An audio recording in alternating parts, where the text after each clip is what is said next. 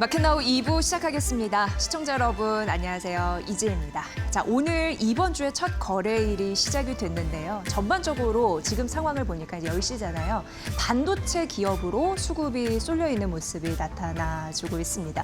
특히 삼성전자 하이닉스가 강한데 이 두 종목을 고배당주로 이제 인식하기 시작했나 봅니다. 그런 흐름들이 있고 또 메모리 가격 인상이 여러 부분으로 확대가 된다라는 가능성에 베팅을 하고 있는 상황입니다. 그러니까 HBM은 대표적인 디램이잖아요. 디램뿐만 아니라 낸드 가격 인상에 대한 기대감 이런 부분이 좀 훈풍을 가져다주고 있습니다. 반도체 기업 자체적으로 강하다 보니까 반도체 기판도 또 가격 인상에 대한 기대감이 있잖아요. 갑 중에 갑 쪽이니까 그래서 반도체 기판주 역시 오늘 강세 흐름을 보이고 있다라는 점이고요. 반도체가 강하다면 오늘 시장에서는 로봇도 굉장히 중요한 테마가 될 것 같습니다. 그래서 로봇 테마를 머니코드를 좀 설명을 해드리려고 가져왔거든요. 보도록 하겠습니다.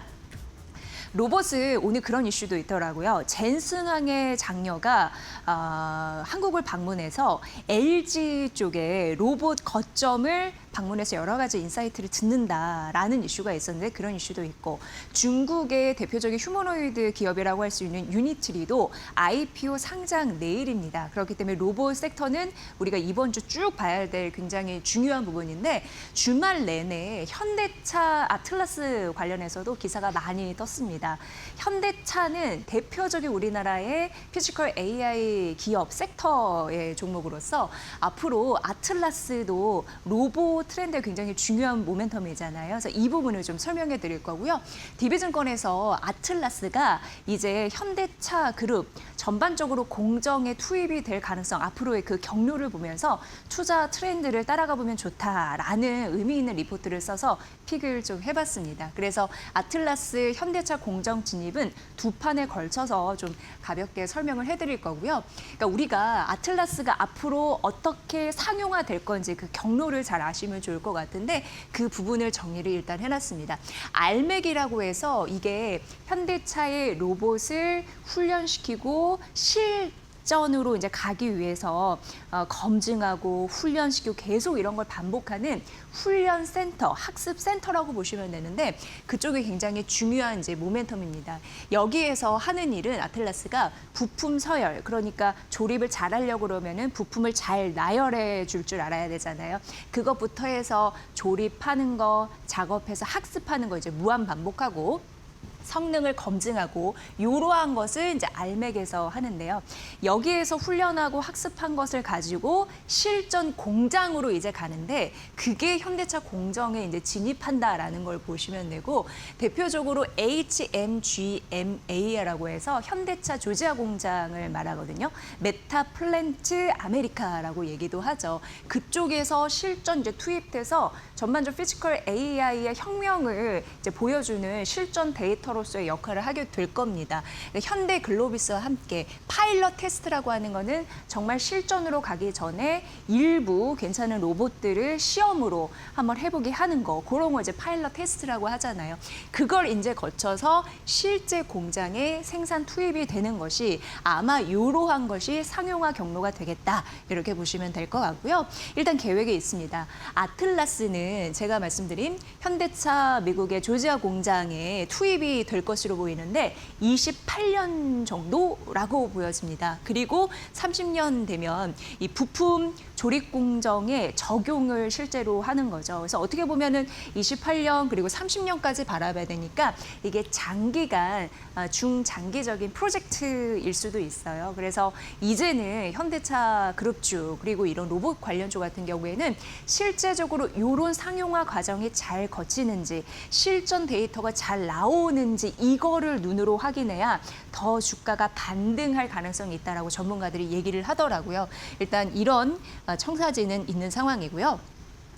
아틀라스가 참 이런 부분도 주목이 되는 게 어려운 동작을 한 번에 착 끝내는 게 중요하긴 하지만 이거보다 더 중요한 거는 동일한 반복 작업을 흐트럼 없이 굉장히 완성도 높이게 하는 게 사실상 이게 더 중요합니다. 왜냐하면 반복 공정을 잘 해내는 그런 부분이 로봇이 더 중요하잖아요. 그래서 반복 작업을 잘 해내서 이걸 실제적으로 공정에 투입되는 적용을 잘 하는 단계 이런 것이 되는지 끊임없이 중요한 단계다 이렇게 보시면 될 것 같고요. 그래서 평가 기준도 달라집니다. 예전에는 하드웨어 성능이 어느 정도였냐라면 이걸 이제 넘어서서 이제는 배치 얼마나 되고 그리고 실제적으로 작업해서 그 수율을 높이느냐에 따라서 로봇의 혁명에 따른 그 결과치가 매겨지지 않을까 이런 생각을 하게 됩니다.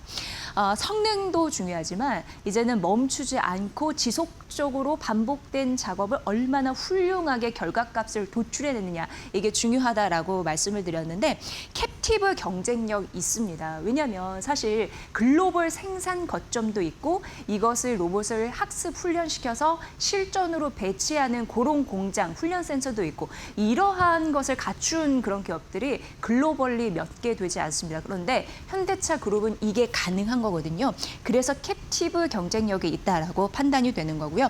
이제는 매출도 중요하지만 매출보다 더 중요한 거는 데이터입니다. 데이터 같은 경우는 국가 안보로 미국 트럼프 대통령도 굉장히 신경 쓰잖아요. 그러니까 로봇은 자체적으로 데이터를 가져올 수 있는 굉장히 중요한 피지컬 AI의 대표적인 그런 모델이기 때문에 앞으로 데이터 싸움이 될 것이다. 이렇게 언급이 됐습니다. 대표적으로 보스턴 다이내믹스 우리가 잘 알고 계실 텐데 여러분이 데이터 플라이 휠이라고 해서 공장에서 여러 가지 작업을 해서 그것을 반복적으로 훈련을 해서 실제 현장 가서 안 되면 다시 빼. 그래서 거기에서 재교육시키고 엄청난 과정을 거쳐서 훈련을 거쳐서 데이터를 내놓는데 그 데이터 플라이 휠에 선점할 수 있는 기대감이 있다라는 거. 데이터 자체가 굉장히 중요한 경쟁력이라는 거 아틀라스 현대차 그룹에서 보여주지 않을까라는 로봇, 혁신, 밸류 체인 이 부분 굉장히 중요하다라고 보여지고요. 그러면 이제 아틀라스가 장차 현대차 공정에 진입될 가능성이 있는데 어떤 종목을 봐야 될까 궁금하실 것 같아요. 그래서 DB증권 같은 경우에서는 두 종목을 언급을 했는데 일단 현대모비스와 현대글로비스를 얘기를 했습니다. 현대모비스 같은 경우에는 액추에이터, 그러니까 아틀라스 바디 액추에이터 31개 이 정도의 액추에이터, 바디 액추에이터를 이제 공급하게 되는데 얼마 남지 않았습니다. 11월부터 이 제품을 납품을 시작하게 되는데 성능도 중요하지만 이거를 표준화시키고 원가 경쟁력을 그러니까 원가를 낮추면서 제품을 조금 더 효율적으로 사용을 내는 거죠. 그게 굉장히 중요하고 뭐 신뢰성 두말할 나위 없고요. 그런 부분을 기반으로 해서 로봇 부품 사업화 이런 부분을 확장하지 않을까라는 기대감 이 부분이 있기 때문에 현대모비스가 굉장히 중요한 역할을 할 것이다라고 언급이 됐습니다. 그리고 현대글로비스 같은 경우에도 초기 테스트베드로 부상할 수 있는 대표적인 그런 기업이라고 하고요. 현대차가 제조라면 이제 현대글로비스 같은 경우에는 물류 이런 부분을 역할을 담당하면서 피지컬 AI 초기 배치 이런 부분을 가속화한다라는 굉장히 긍정적인 모멘텀이 서려 있다라는 부분에서 오늘 시장에서 로봇이 아직까지도 뭐 고점 대비 살짝 상승폭 줄이기는 했습니다만 여전히 강한 테마이긴 하거든요. 그래서 현대차 아틀라스의 흐름은 끊임없이 우리가 봐야 할 굉장히 중요한 모멘텀이라는 걸 다시 한번 강조해드리면서 뒤에 로보티즈를 비롯해서 여러 가지 로봇 관련주도 준비를 했거든요. 주목해 주시면 좋을 것 같습니다. 현재 시간 10시 8분 정도 지나고 있는데 시황 상황 보고 나서 머니코드 이어가겠습니다. 한혜정 캐스터 시황 전해주세요. 네, 휴일이 지난 이번 주 첫 거래일, 오늘도 반도체 투탑을 중심으로 코스피 시장에 훈풍이 불어들고 있습니다. 현재 구간 어떤 흐름 보이고 있을지 히트맵 통해 조금 더 자세히 살펴보겠습니다. 오늘 코스피 시장에 빨간불로 포착되는 종목들이 많습니다. 특히 반도체 투탑이 오늘도 동반 강세 보이고 있는데 삼성전자가 2.4% 강세, SK하이닉스가 6% 넘는 더 강한 시세를 분출하고 있습니다. 최근 반도체 시장의 상승을 이끌었던 건 샌디스크의 전망 덕분이죠. 2030년까지 매출이 매년 10%씩 늘어날 것이다라고 분석을 했는데 간밤에 샌디스크도 8% 강세로 마감했고요. 어제 일본의 키옥시아 홀딩스도 15% 넘는 급등세를 보였습니다. 우리 시장도 지금 비슷한 분위기를 받아가는 것으로 보이고요. 특히 SK하이닉스는 장중 상승폭을 점점 더 키워나가고 있습니다. 지금 하이닉스와 함께 지분가치 부각받는 스퀘어도 강합니다. 7% 넘는 시세를 유지하고 유지하고 있고요. 여기에다가 삼성전기 0.2%, LG 이노텍도 3.5%로 MLCC 기판 쪽도 견조한 흐름 유지해 나가고 있습니다. 오늘 LG 그룹주가 좀 전반적으로 빨간불, 동반 강세 보이고 있습니다. 이제 내일 엔비디아의 이 젠슨 황 CEO의 장녀 메디슨 황이 LG전자의 이 팩토리에 방문한다, 피지컬 AI 관련 협력을 논의한다라는 점이 주가의 기대감으로 반영하고 있고요. 오늘 LG 그룹주 시세 계속해서 잘 체크해 보시는 게 중요할 것 같습니다.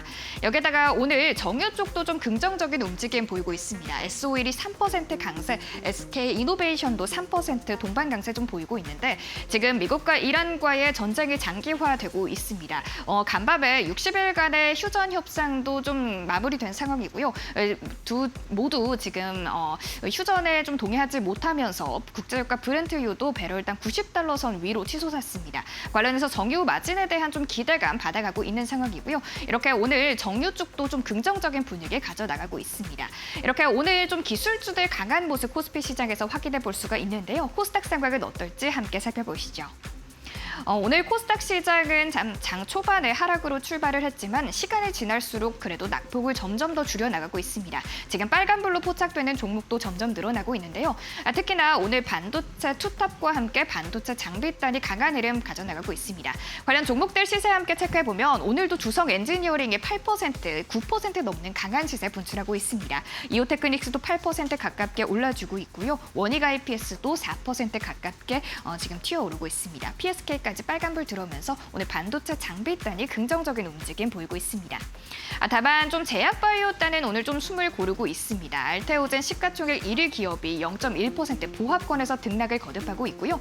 그래도 오늘 제약바이오단에서 시간이 지날수록 빨간불로 좀 전환된 종목들이 많습니다. HLB가 1.7% 강세로 전환했고요. 펩트론도 1.2% 올라주고 있고 삼천당제약도 1.8% 상승 전환됐다라는 점은 긍정적입니다. 이렇게 양시장 트레이딩 맵 함께 살펴봤고요. 이어서 지수 상황도 함께 살펴보시죠. 지금 양시장 이제 코스닥까지 상승으로 전환됐습니다. 코스피가 2.6% 강세 유지하면서 7,100선까지 올라섰고요. 코스닥은 0.8%로 시간이 지날수록 상승 탄력 점점 받아나가고 있습니다. 현재 구간 871포인트 거래되고 있습니다. 매매 동향도 함께 살펴보시죠. 유가증권 시장에서는 외국인이 5거래일 연속 순매수 행렬을 이어나가고 있습니다. 지금 기관도 장중에 상승으로 전환됐다라는 점이 긍정적이고요. 지금 1,000억 원 넘게 매수 우위 보이고 있습니다. 코스닥 상황도 함께 살펴보시죠.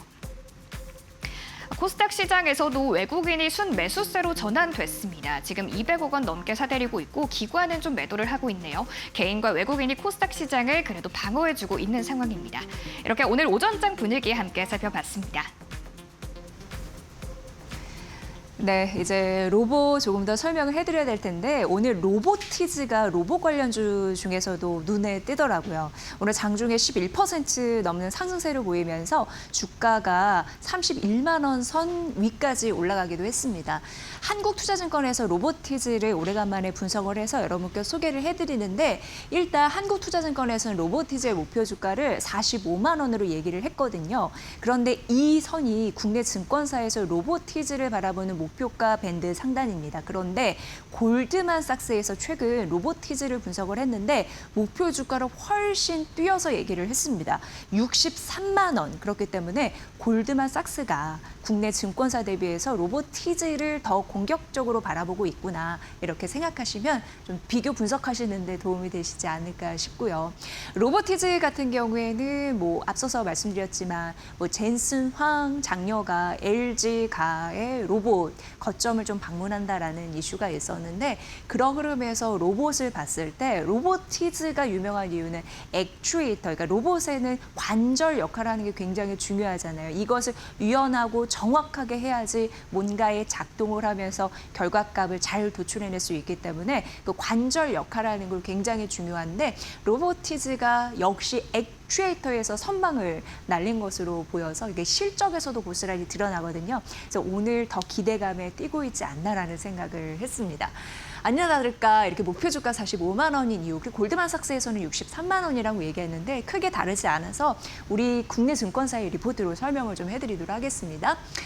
로보티즈를 한국투자증권에서는 올해 실적 추정치 이런 부분을 상향 조정하는 흐름들이 나타났었는데 올해 4.2%, 내년에 18.5% 매출 추정치를 올려잡는 흐름들이 있었습니다. 2분기 실적 괜찮았거든요. 왜냐하면 영업이익 기준으로 1년 사이에 726% 성장했고 전 분기 대비로 해서는 흑자 전환했고 시장 컨센서스 대비해서는 80% 이상 올랐으니까 서프라이즈를 기록했다라는 부분인데 앞서서 말씀드린 대로 액추에이터 출하량이 급속히 늘면서 긍정적인 실적을 도출했다 이렇게 말씀드릴 수 있을 것 같고요. 상반기, 하반기 다 긍정적인데 상반기 이제 이건 결과가 끝난 거니까 보면은 액추에이터 약 20만 대 출하를 했거든요. 근데 상반기만 20만 대입니다. 근데 이 기준이 어떠냐면 작년에 보면은 연간 24만 대 출하했습니다. 그런데 상반기만 약 20만 대 출하를 했기 때문에 굉장히 수요가 높구나라는 걸 드러낼 수 있는 그런 대표적인 데이터고요. 특히나 북미나 중국 쪽에서 수출이 잘 됐습니다. 북미가 142%, 중국이 154% 성장을 견인했기 때문에 미국과 중국 쪽에서 니즈가 좀 있구나라는 걸, 많구나라는 걸 확인할 수 있었고 이제 성장의 핵심은 수요보다 공급입니다. 공급 굉장히 중요한데 하반기는 액추에이터가 30만 대 출하될 것으로 예상돼요. 그러면 50만 대, 작년에 24만 대였으니까 훨씬 2배 이상의 액추에이터 출하량 기대가 될 수 있는 거고요.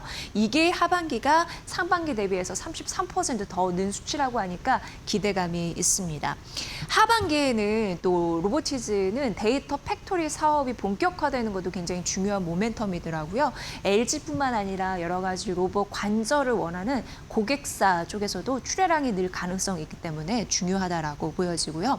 감속기를 활용한 신모델도 출하량이 늘 가능성이 있는데 대표적으로 다이내믹셀 Y입니다. 감속기를 활용하다 보니까 로봇 관절을 조금 더 정확하게 활용할 수 있다는 데에서 긍정적인데 중국 출하 예상되고 다이내믹셀 X 같은 경우에도 북미 쪽에서 요구가 좀 많다고 합니다. 요로 흐름들이 긍정적인 실적을 만들어냈고 앞으로 하반기에도 긍정적인 요소를 가져갈 수 있는 대표적인 실적 데이터, 전망 데이터라는 걸 확인할 수 있었는데요. 로보티즈 오늘 잘 가고 있다는 점 말씀드리면서 다음 종목도 만나보도록 하겠습니다. 다음 종목 역시 오늘 장중에 15% 넘는 급등세를 기록을 했더라고요. DN 오토모티브인데요. 여기는 자동차를 생각하면 엔진이나 차체 소음이 좀 많잖아요. 그러니까 그걸 줄여주는 그런 부품 업체이고 타이어 쪽도 하더라고요. 근데 DN 오토모티브 같은 경우에도 대표적으로 공작기계 쪽에서 앞으로 긍정적인 역할을 할 수 있나 봅니다. 하나증권에서 오늘 목표 주가를 6만 원에서 8만 원으로 올려잡은 게 눈에 띄었고요. 일단 2분기 실적을 보면은 영업이익률이 꽤 높습니다. 16% 이상 되니까요. 두 자릿수니까 괜찮은 거고 2분기 영업이익도 70% 가깝게 전년 대비해서 성장한 것으로 나타나고 있고 글로벌 공작 기계 부분이 사상 최대 이익을 내서 이쪽이 좀 잘하고 있구나는 걸 확인할 수 있었고 이게 더 중요한 게 우주, 항공, 방산 로봇, 그러니까 피지컬 AI에 로봇이 들어가잖아요. 이런 섹터 굉장히 고수익을 창출해낼 수 있는 대표적인 섹터인데 그 안에서 일을 할 수 있는 거기 때문에 앞으로의 실적 전망이 밝다 이렇게 보시면 될 것 같습니다. 3분기 역시 전년 대비해서 55% 오르면서 근데 3분기는 2분기 대비해서는 성장률이 둔화될 가능성은 있지만 그래도 굉장히 긍정적인 게 워낙 3분기는 계절적인 비수기였습니다. 그럼에도 불구하고 이 정도 나온다? 괜찮게 보는 거고요. 공작기계 수준은 여전히 잘 될 것으로 보이고 역시 우주, 항공, 방산, 로봇 하나를 팔아도 제품 가격이 더 많이 떨어지는 고마진 제품 이런 부분 때문에 실적에 굉장히 기여할 수 있다. 이런 가능성 보셔야 될 것 같습니다.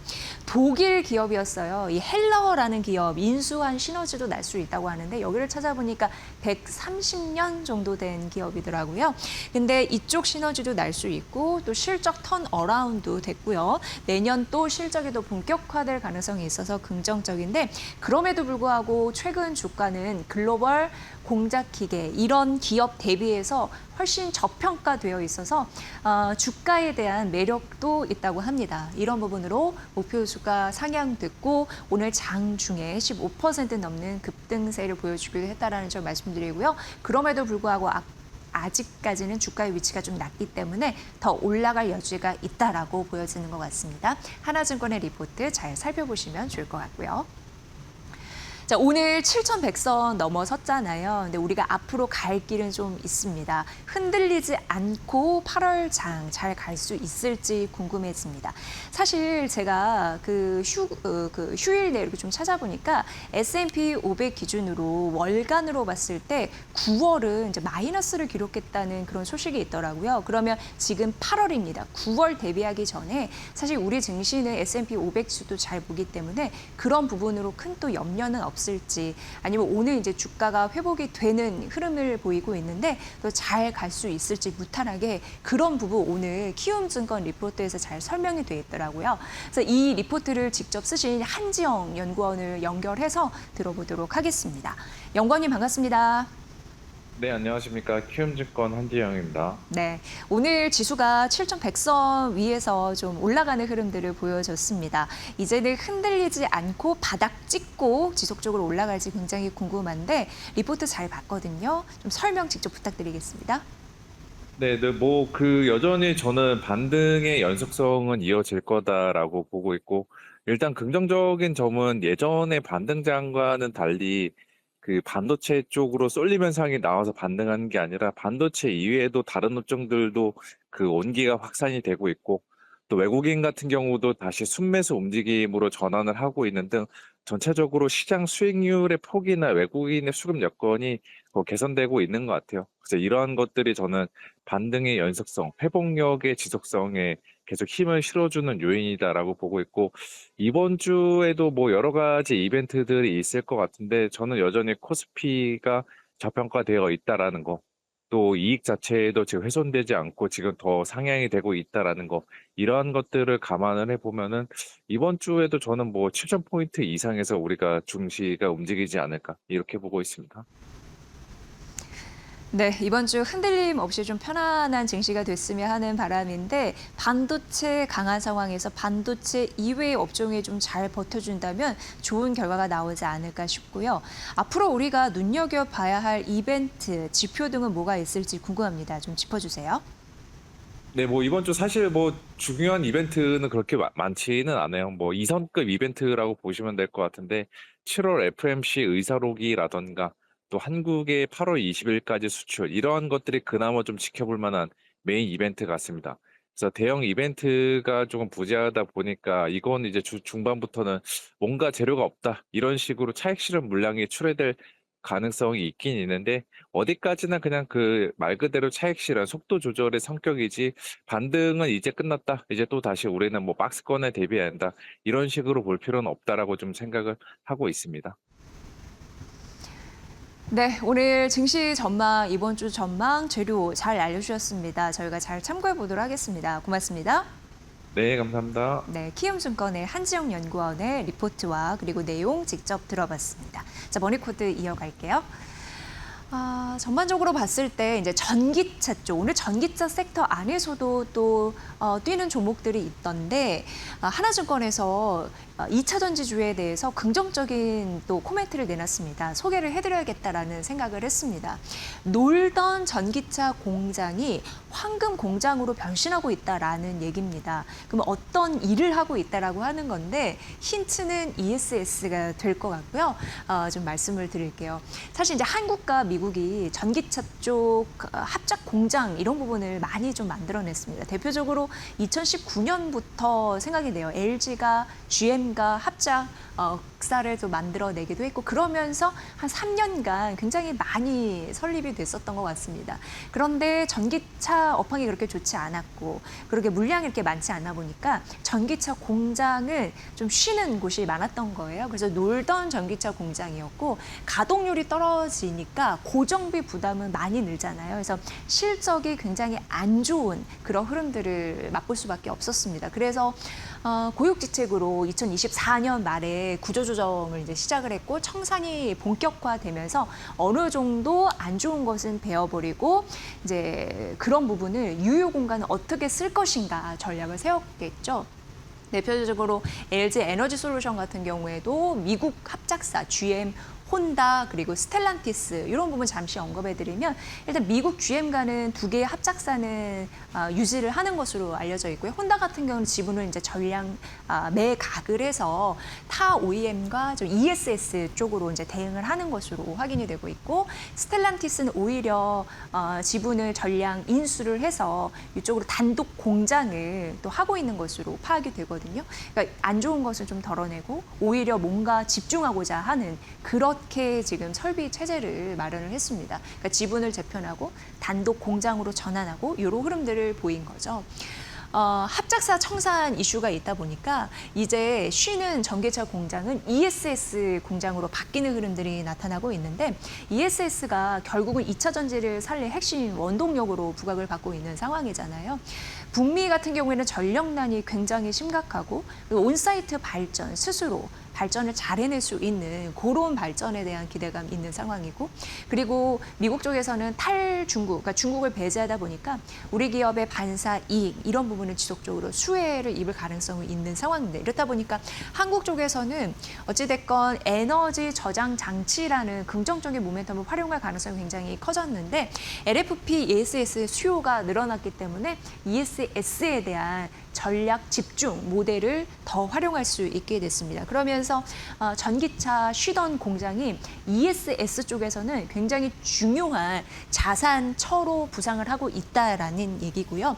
그렇기 때문에 하나증권에서는 황금 공장으로 변신한 바 앞으로 셀 업체에 대한 탑픽 주는 온전히 이어간다, 오롯이 이어갈 것이다라고 얘기를 하면서 LG 에너지 솔루션과 삼성 SDI가 탑픽이라고 여전히 주장을 하고 있었습니다. 북미 ESS 전략 자산을 기반으로 해서 매수 포인트가 유효하다라고 얘기를 한 거고요.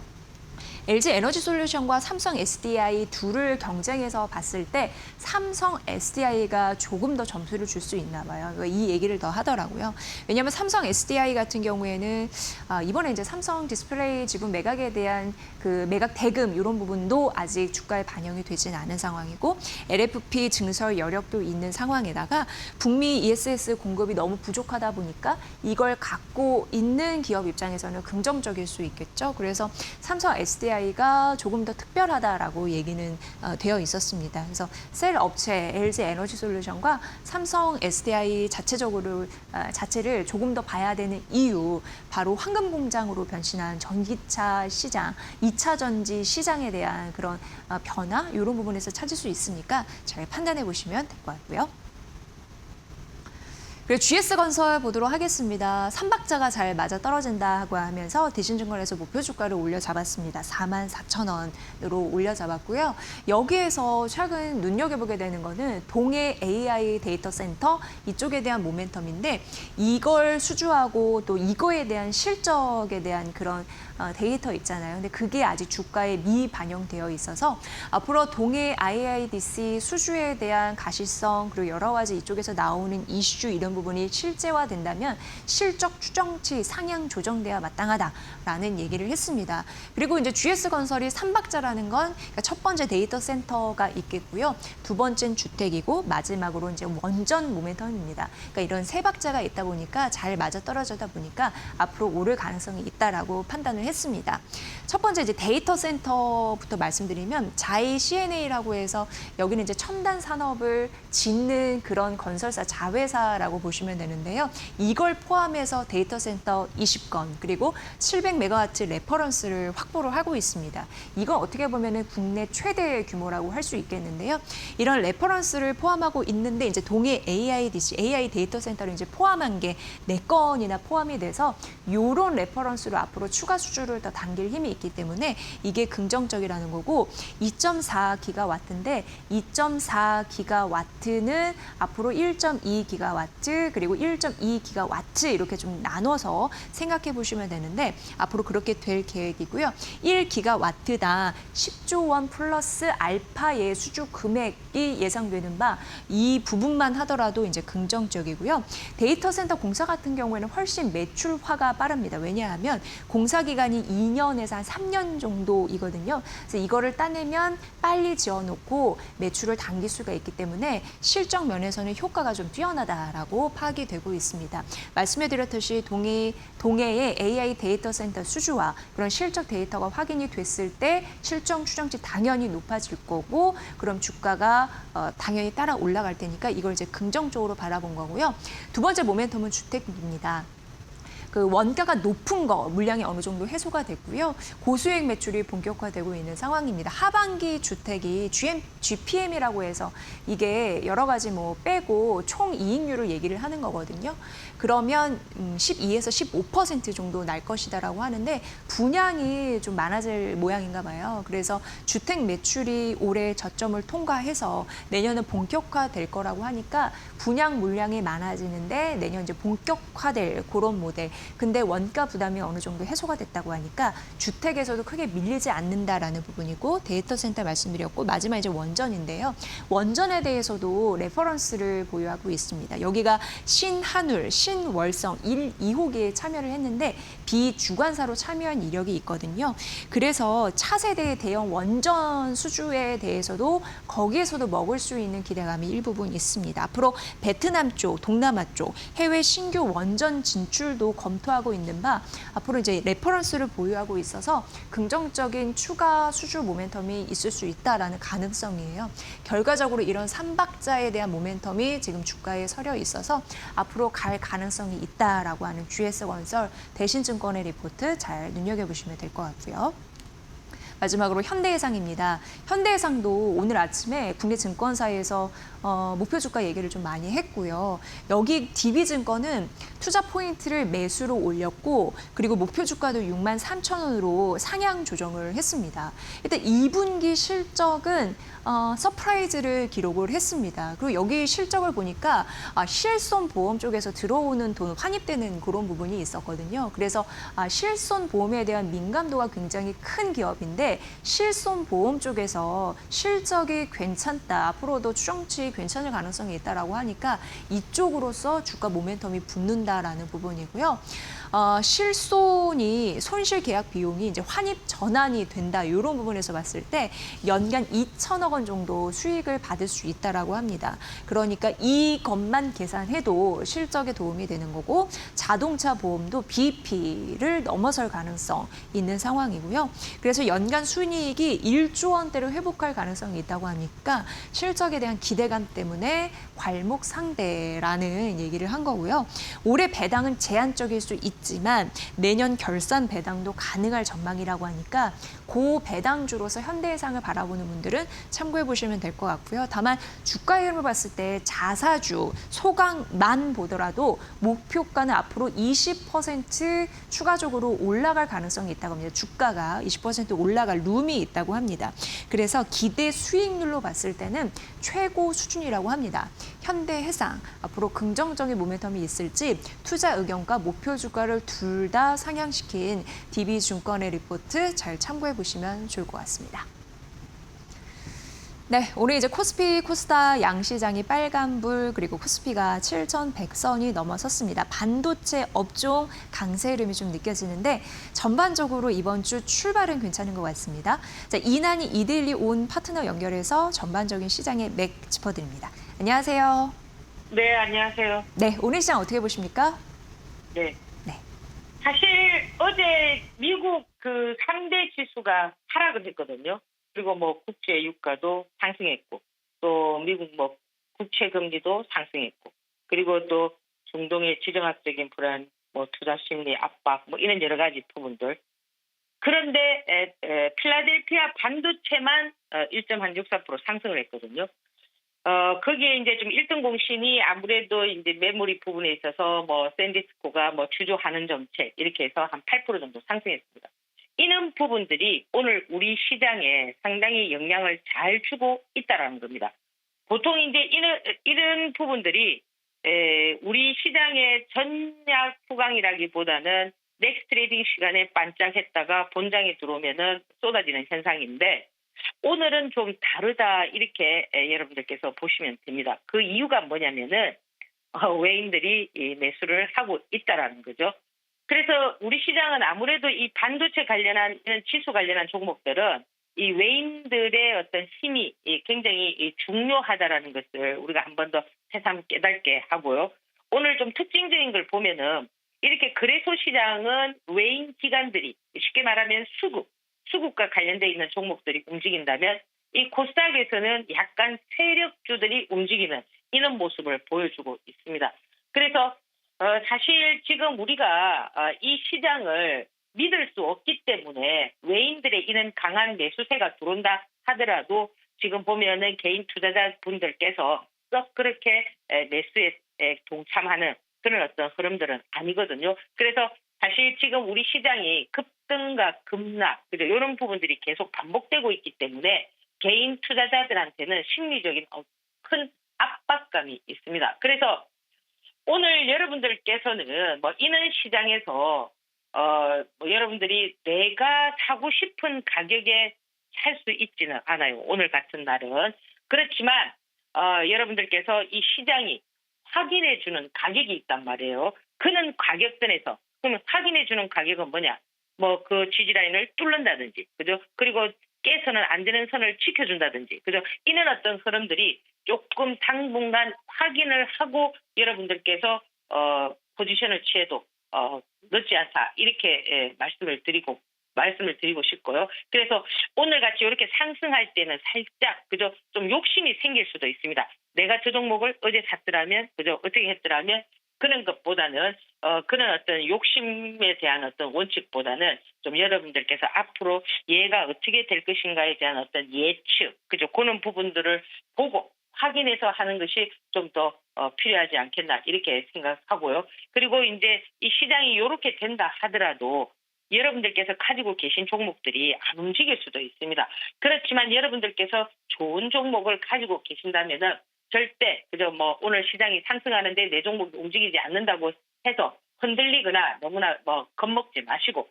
여러분들께서 현금만 가지고 있다면은 절대 조급할 필요가 없다 이렇게 말씀을 드립니다. 그래서 오늘 시장의 어떤 등락의 중요한 부분들이 오늘 시장의 방향을 정해줄 수 있습니다. 그래서 오늘 또 차분하게 보시면서 성공 투자하시기 바랍니다.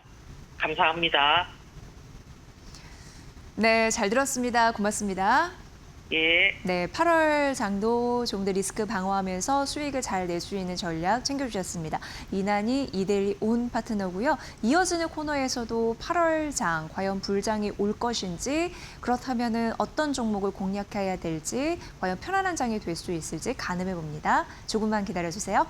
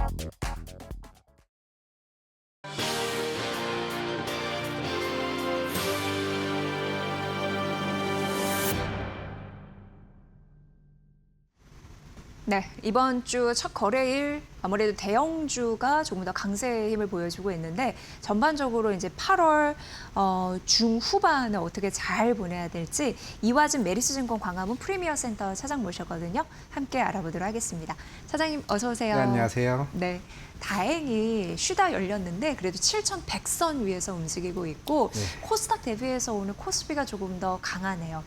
일단 바닥은 찍었다고 보시는지 우리가 이번 주 7,000선 좀 편안하게 장을 볼 수 있을지 여러 가지 좀 시그널 포착이 되나요? 어떻게 보세요? 네. 그렇죠. 이제 7월이 워낙 이제 우리가 알고 있었던 스타들 여러 가지 이슈도 있었고 사실 펀더멘탈을 보게 되면은 사실 7월은 펀더멘탈보다 좀 수급적인 노이즈가 훨씬 더 컸던 부분이었고 그 이후에 이제 8월부터 외국인 수급이 오히려 이제 삼성전자와 SK 하이닉스에 관련돼서 이제 펀더멘털 이제 수렴하는 구간이 아닌가 생각을 하고 있습니다.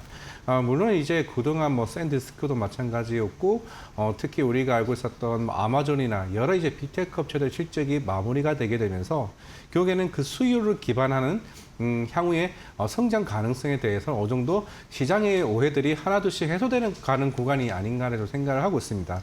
어제 시장에서도 여러 이제 매크로 관련된 이슈가 있긴 했지만은 그럼에도 불구하고 이제 메모리 쪽에 대한 관련주들이 동방 상승하는 흐름을 좀 보였다라는 거는 적어도 7, 8월에 나왔던 그런 가격 상승에 대한 둔화 부분이나 아니면 LTA 가격 이제 향후의 구성료에 대한 부분들이 하나둘씩 시장에서는 펀더멘털로 하나둘씩 이제 시장에서 반영하는 모습들이 최근에 주가에 대한 강한 상승 흐름이 좀 보여주지 않았을까 싶고, 그리고 지금 외국인들 입장에서는 사실 삼성전자 그 비중 자체가 40% 초반밖에 되지는 않습니다. 이거는 역사상으로 봤을 때도 그 외국인 비중 자체가 그 최저점에 있는 상황이 있다 해도 무방하다로 좀 보여지고 있을 때, 그러면 지금 3분기나 이제 8월 말로 예상을 하고는 있지만은 주주 환원 정책이 결국 시장에서 예상했던 것보다 강하게 나오게 되었을 시 외국인들은 이 지분을 계속 늘려야 되는 상황이 올 수밖에 좀 없다라고 감안을 했을 때 삼성전자는 이번 올해가 그 3개년 주주 환원 정책이 마무리가 되는 시점이기 때문에 적어도 3년 정도의 주주 환원 정책을 발표를 한다라고 감안을 해봤을 때 발표하기 이전까지는 저는 삼성전자와 하이닉스가 지속적으로 지분을 매입할 가능성이 굉장히 크고, 저점에 대한 부분은 사실 우리가 7월달 나왔던 이슈들이 결국에는 수출이 깨졌거나 아니면은 이익에 대한 부분들이 2분기나 3분기에 대한 오히려 실적 성장이 하향하거나 이런 이슈가 전 없었기 때문에 충분히 저점만 더였다고 생각을 하고 있습니다. 네. 미국 반도체주도 강했고요. 네. 그리고 엔트로피 성장에 따른 기대감 이런 부분도 사실 반도체 매수에 좀 힘이 되어주고 있습니다. 이런 두 가지 요소는 다 긍정적으로 반영이 될 텐데 삼성전자 대비 SK 하이닉스 오늘 상승폭이 조금 더 큽니다. 아마 저 임단협, 협상 이런 부분도 단판, 이제 막판으로 가고 있다라는 소식도 있는 상황이고 조금 더 추가적인 상승폭을 키울 수 있을지 궁금한데 삼전대 SK 하이닉스 이렇게 본다면 어떻게 우리가 봐야 될지 엔트로피 성장 이슈도 함께 좀 거론해 주시면 감사할 것 같습니다. 이게 시장에서 사실 우리가 메타뿐만 아니라 오라클도 마찬가지였고, 과연 엔트로픽이나 오픈 AI가 실적을 만들어낼 수 있을까에 대한 고민들이 거의 한 5월, 6월부터 계속 꾸준히 제기가 됐습니다. 오픈AI도 이제 IPO가 연기가 됐고 실제로 대출을 받으려고 해도 최근에 이슈가 나왔던 게 엔비디아의 오픈AI 관련한 순환 금융 이슈죠. 왜냐하면 오픈AI는 이제 상장사가 아니기 때문에 실제로 이제 자금을 조달하기가 쉽지 않은 상황이었는데 엔비디아가 자금을 대줬습니다. 그러면서 시장에서 나온 게 나중에 오픈AI가 돈을 못 보면은 너네 이거 나중에 언제 어떻게 해소할래? 이런 이제 퀘션 마크가 나오기 시작을 했고, 그러면 적어도 엔트로픽이라도 수익이 나는 가정을 좀 보여준다라고 이제 생각을 하고 있는데, 그게 지금 이제 시장이 확실히 돈을 벌기 시작을 하는구나. 내년에 이제 엔트로픽이 거의 한 2천억 달러 정도 수준의 가이던스를 제시를 했습니다. 그럼 적어도 250조 정도 수준의 돈을 이제 벌 수 있다는 점을 감안을 해봤을 때, 그러면서 이제 IPO를 빠르게 이제 땡기기 시작을 했죠. 아마 9월이 될 수도 있고 10월이 될 수도 있지 않을까라고 생각을 해본다면, 오히려 이런 회사들이 더 빨리 성장을 한다? 그러면 메모리드 입장에서는 가격이 점점 좀 올라갈 수밖에 없는 거고, 여러 지금 빅테크 업체들이 정말 빠르게 이제 캐펙스 투자를 더 늘려야 되는 상황이 올 수밖에 없다는 측면이 좀 아닐까라고 좀 생각을 하고 있고, 물론 지금 오픈AI도 워낙 이제 머스크와 소송 중에도 있는 좀 상황이고, 뭐 비영 단체와 관련된 여러 지금 샘 알트만에 대한 그 결과가 나와야죠. 샘 알트만도 지분이 아예 없는 좀 상황이다 보니까 이것도 이 사회와 여러 가지 조금 가정들이 좀 있다 보니까 시간이 좀 지연되는 거라서, 그러면 엔트로피뿐만 아니라 오픈AI마저 이제 IPO가 나오게 된다라고 하게 되면은 저는 오히려 삼성전자와 하이닉스에 대한 성장에 대한 연속성이 오히려 더 연장될 수 있는 부분이 아닌가 생각하고 있습니다. 네.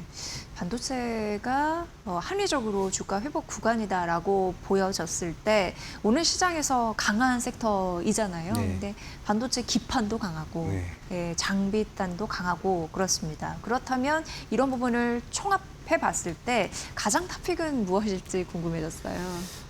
네. 뭐 반도체는 계속 꾸준히 가겠지만은 지금 오히려 최근에 소부장의 움직임이 나오고 있고, 그러면 그 중에서도 저는 기판, 특히 삼성전기 같은 경우가 최근에 꾸준한 상승 흐름을 보여주고 있습니다. 워낙 어떻게 보면 상반기에 가장 핫했던 종목이기도 하겠지만은 그 이유가 결국에는 MLCC 가격이 폭발적으로 오르기 시작을 했고, 최근에 5월 달에 가격 10% 상승을 고객사들에게 통보를 했고, 이번 8월에도 30% 가격의 인상을 했는데, 이 부분은 대부분 중국 이제 법인 쪽에 있는 고객사들에게 통보를 했습니다. 그러면 가격 상승에 이제 있는 상황에 놓여지고 있고, 이번에 이비젠도 마찬가지고, 뭐 최근에 레오폴드도 다이어 유덴과 같은 일본 회사에 지분 투자를 한다라는 거는 오히려 메모리보다 이런 이제 그 ABF 기판이나 MLCC 더 가격 상승이 아직 한참 남았을 수 있는 상황. 지금 이번에 삼성전기가 대략 한 10군데 LTA 계약을 맺었습니다. 그리고 추가적으로 10군데 회사랑 지금 협상 과정에 좀 있는 상황이고, 오히려 메모리보다도 더 타이트한 가격 협상을 할 가능성이 굉장히 큰 상황이기 때문에 오히려 삼성전기의 실적의 이 전망치가 내년, 내후년이 더 길어질 수 있다는 측면에서 긍정적이지 않을까 싶고, 지금 삼성전자 P5, P4도 마찬가지긴 하겠지만은 삼성전기도 내년 말에 있을 필리핀 공장을 6개월 땡겼습니다. 다 내년 상반기에 이제 증설을 하는 상황이라서 오히려 밸류에이션에 대한 매력도와 새로운 릴레이팅이 나올 수 있는 상황이기 때문에 저는 맨 앞단에 간다라고 하게 되면 오히려 MLCC가 가격 상승이 더 빠르게 나올 수 있고, 반도체 같은 메모리는 안정적인 성장이 나올 수 있는 반면에 나머지 이제 소부장 같은 경우는 일단 장비주는 이번에 하이닉스가 54조 투자 공시를 한 게 일단 이게 트리거가 된 것 같습니다. 워낙 많이 빠지기도 했고, 그리고 지금 하나둘씩 스토리가 만들어져 가는 게 하이닉스와 샌디스크가 최근에 HBF 관련된 표준 규격을 완성을 했습니다. 그렇다라는 거는 지금 샘플 테스트가 만들어지고 내년 상반기에 양산의 시점에 있다라고 하게 되면 소부장 입장에서는 디램과 낸드 쪽으로 해야 되는데 여기다가 HBF까지 같이 덩달아 생기는 부분이기 때문에 오히려 저는 고객사 다변화를 만들 수 있는 뭐 한미 반도체나 특히 테스 같은 경우가 이번에 수주 잔고가 어마어마하게 계속 쌓여져 있는 상황이기 때문에 이런 순서대로 종목별로 한번 타겟을 잡아보는 것도 나쁘지 않다고 생각하고 있습니다. 네. 기판 관련해서는 삼성전기를 네. 꼭 집어서 말씀해 주셨는데 이게 오늘은 한 1% 정도 하락하면서 154만 원 선 보여주고 있습니다. 그런데 최고가 보니까 240만 원까지 갔잖아요. 거의 90만 원의 갭이 어마어마한 갭이 있기 때문에 지금 좀 확실한 저평가다라고 보여질 수도 있는 거죠. 네, 뭐 지금 네. 살짝 60일선의 저항선을 좀 받기는 하지만은 그동안 사실 빠져왔던 게 결국에는 펀더멘탈 이슈라기보다도 결국에는 그 ETF 관련한 이제 비중 캡슐 이슈가 좀 같이 나오면서 기계적 매도가 좀 나왔다라 보고 있습니다. 오히려 이제 가격 상승은 이제 올라가는 부분이고, 지금 사실 메모리도 우리가 디램 현물가를 보시게 되면 오늘도 이제 역사상 최고치를 찍었습니다. 근데 MLCC도 같이 덩달아 가고 있어요. 원래 MLCC는 기본 메모리보다 3개월 후행하는 효과가 있는 상황이기 때문에 오히려 훨씬 더 이번에 메모리 가격이 급등했다? 심지어 서버용 그 디램은 공개가 안 됩니다. 대신에 여러 기업체들의 서버용 그 디램 모듈 회사에 대한 데이터를 보게 되면 그것도 지금 최고치를 찍고 있는 상황이기 때문에 메모리든 그리고 MLCC든 간에 결국에는 계속 가격 상승 효과를 계속 누리고 있는 상황이기 때문에 우리가 생각했던 이익에 대한 전망치는 지속적으로 계속 올라가는 부분이다라고 생각을 하고 있습니다. 네. 그리고 AI 시대에 이제 살아남기 위해서 차장님이 말씀해 주신 대로 기업들이 뭐 회사채 물량을 많이 또 늘리고 있잖아요. 근데 자금 조달인데 이게 다 어떻게 보면 빚입니다. 네. 그렇기 때문에 금리를 굉장히 눈여겨볼 수밖에 없는 상황인데 이번 주 또 FOMC 관련된 이슈가 있습니다. 그런데 문제가 되는 게 이 채권 시장 굉장히 불안해하거든요. 주식 시장은 뭐 7,000선 회복해서 뭐 S&P 500은 지속적으로 뭐 신고가 얘기 나와도 채권 시장 굉장히 불안해하는데 지금 그 국채금리 있잖아요. 네. 제가 보니까 이제 30년물 국채금리가 굉장히 놀랍게 5.3%를 넘어섰더라고요. 근데 이게 2007년 이후에 처음으로 5.3%를 넘어선 거거든요. 네, 맞아요. 그런 의미에서 굉장히 우리가 불안해할 수 있는 요인이 사실 여기에 있다라고 보여지는데 어떤 게 관전 포인트라고 보십니까? 이번에 이제 FOMC에서 공개적으로 지금 세 분의 이제 연준 총재가 이제 바로 금리 인상을 해야 된다는 의견이 이제 나왔던 이제 부분이었고, 뭐 오늘 이제 FOMC의 의사록이 나오게 됐을 때 결국에는 지금 과연 추가적인 반대 의사와 뭐 기존에 이제 케빈 워싱 같은 경우는 이제 물가에 대한 상승분은 결국 AI 성장이 이제 기반으로 뒤따라져 있는 부분이기 때문에 그게 우리가 우려할 수 있는 상황까지는 아니다. 그리고 조금 더 데이터를 지켜보자는 관점이 있었다라면 세 분의 이제 연준 총재 같은 경우는 뭐 월드컵 특수도 없지 않아 좀 있었겠지만은 최근에 이제 트럼프 이제 관세 효과와 리쇼어링 이슈로 인해서 인건비 상승이 계속 지속적으로 올라갈 수밖에 없는 상황이다.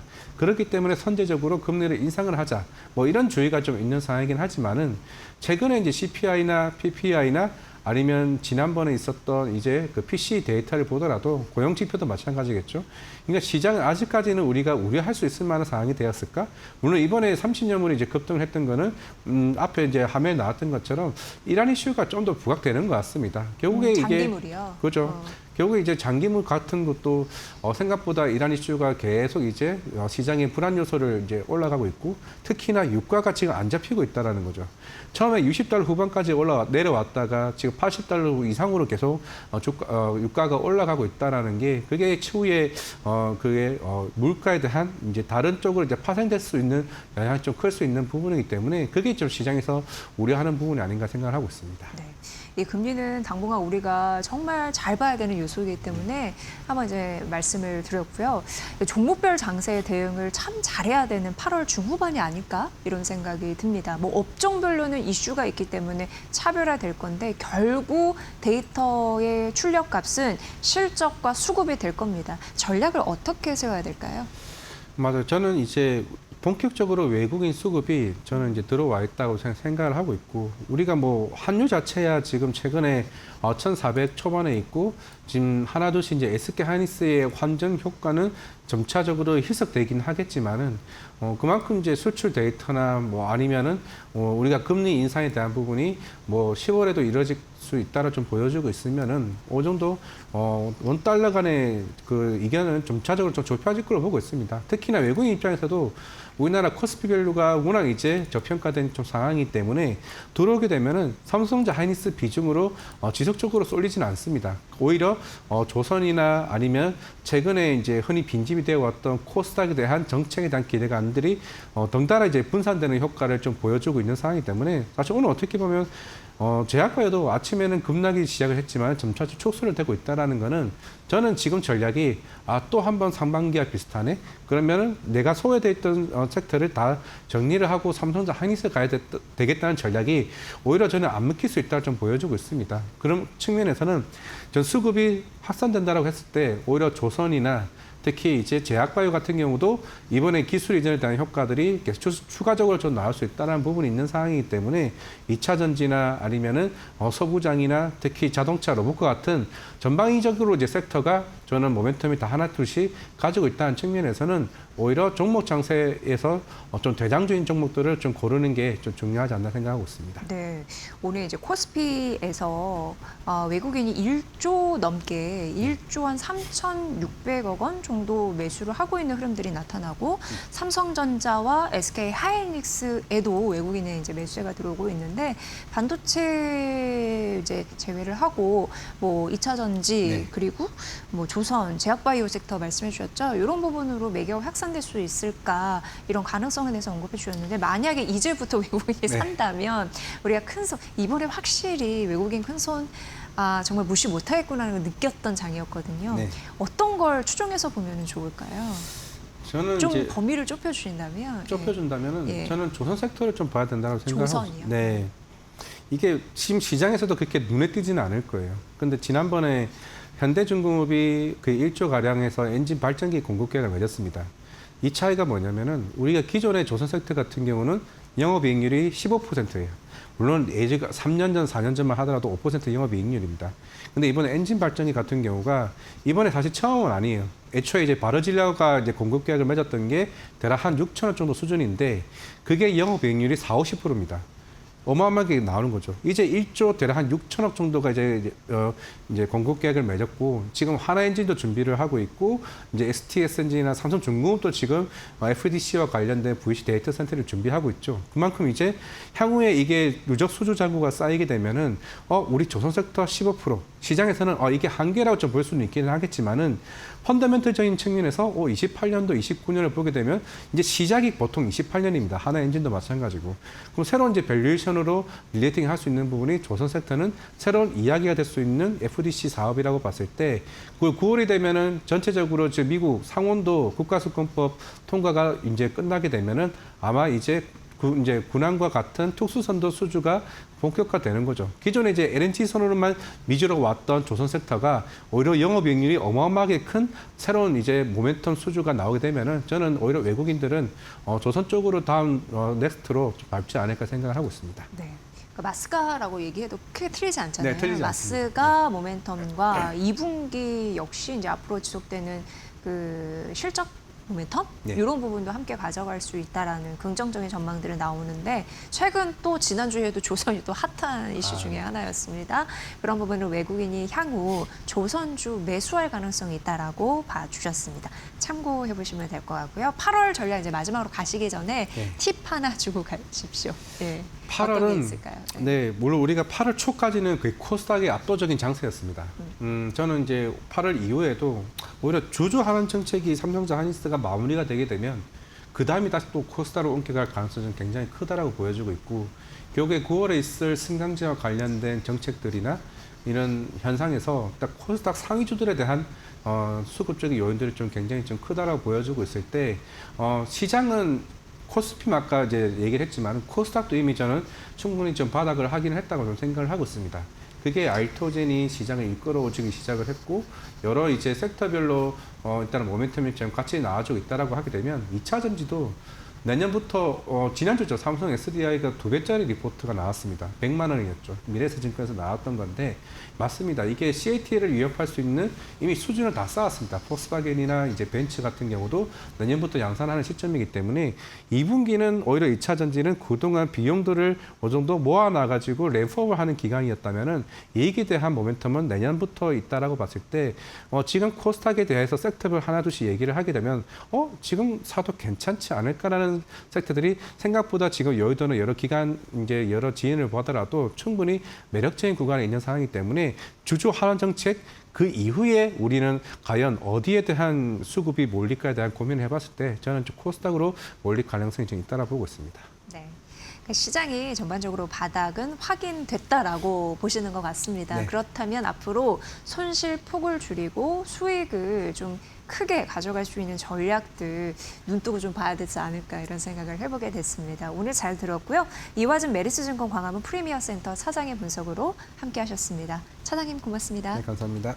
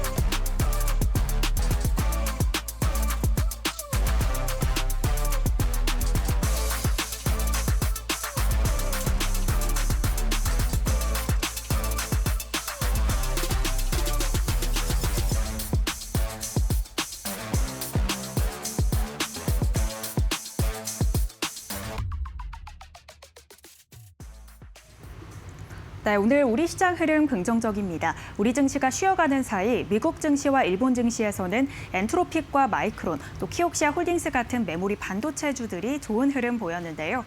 우리 국내 증시에서도 프리마켓에서부터 반도체 투톱이 강하게 튀어오르면서 지수의 상승을 이끌어주고 있습니다.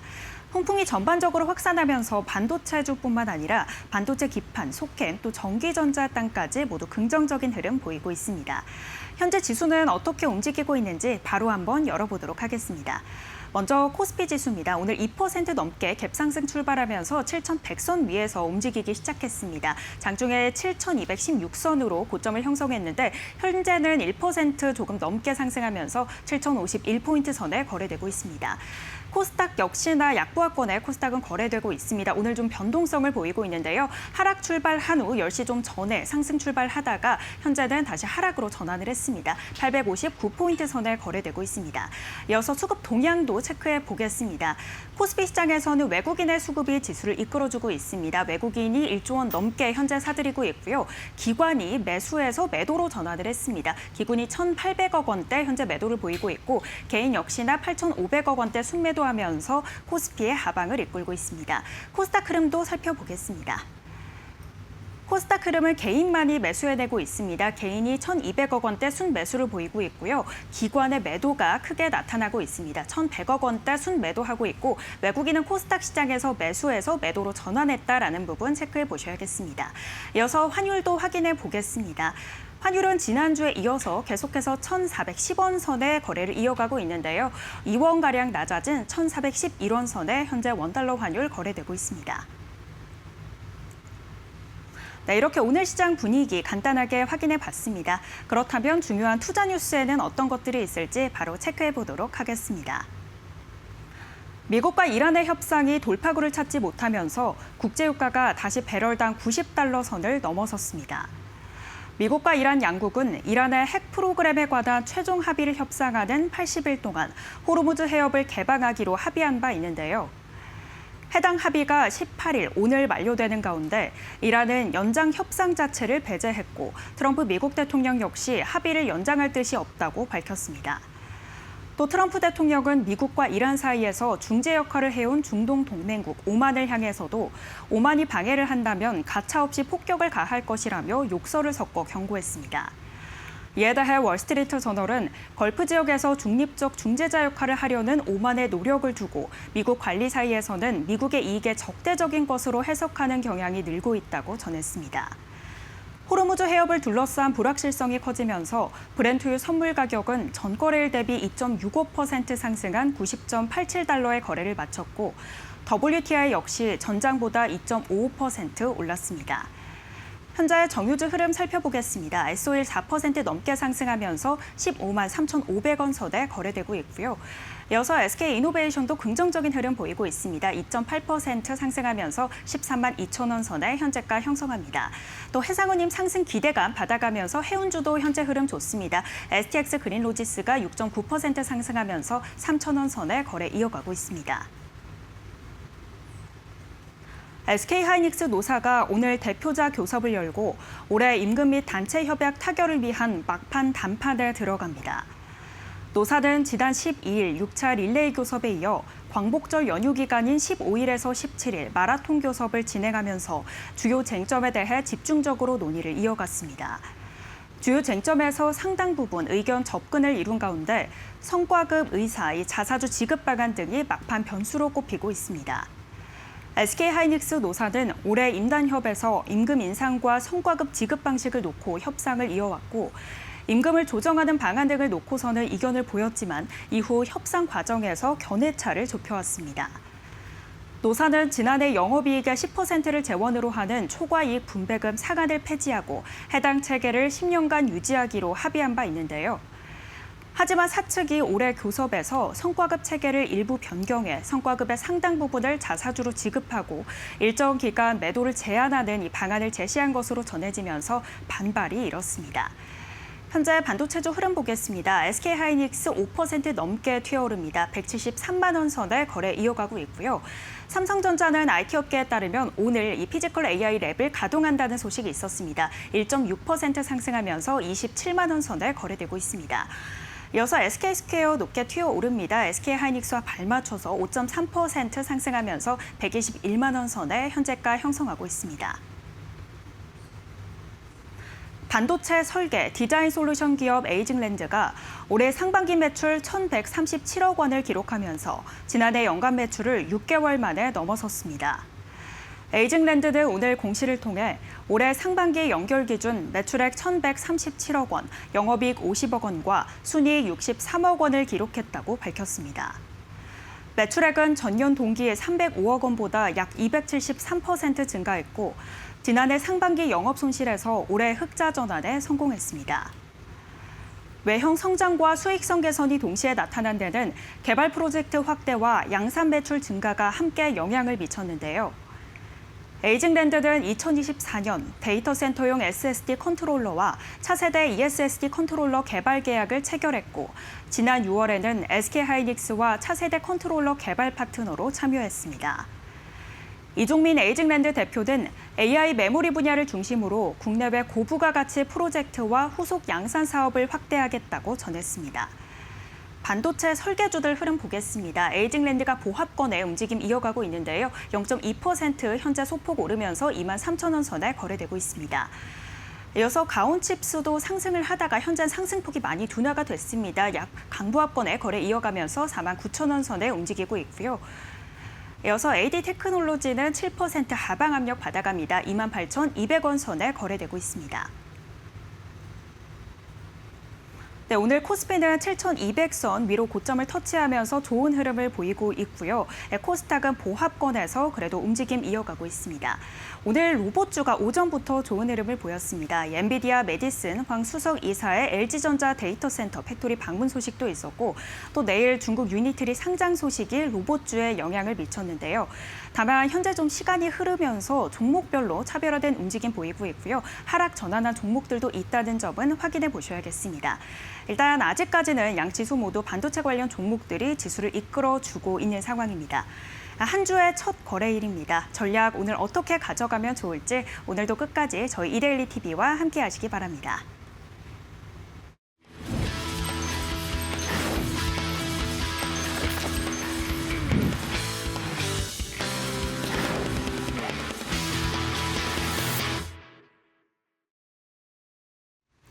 상위 1% 초고수의 픽 시간입니다. 수익률 상위 1% 주식 고수들 오늘 어떤 전략 세우고 있을까요?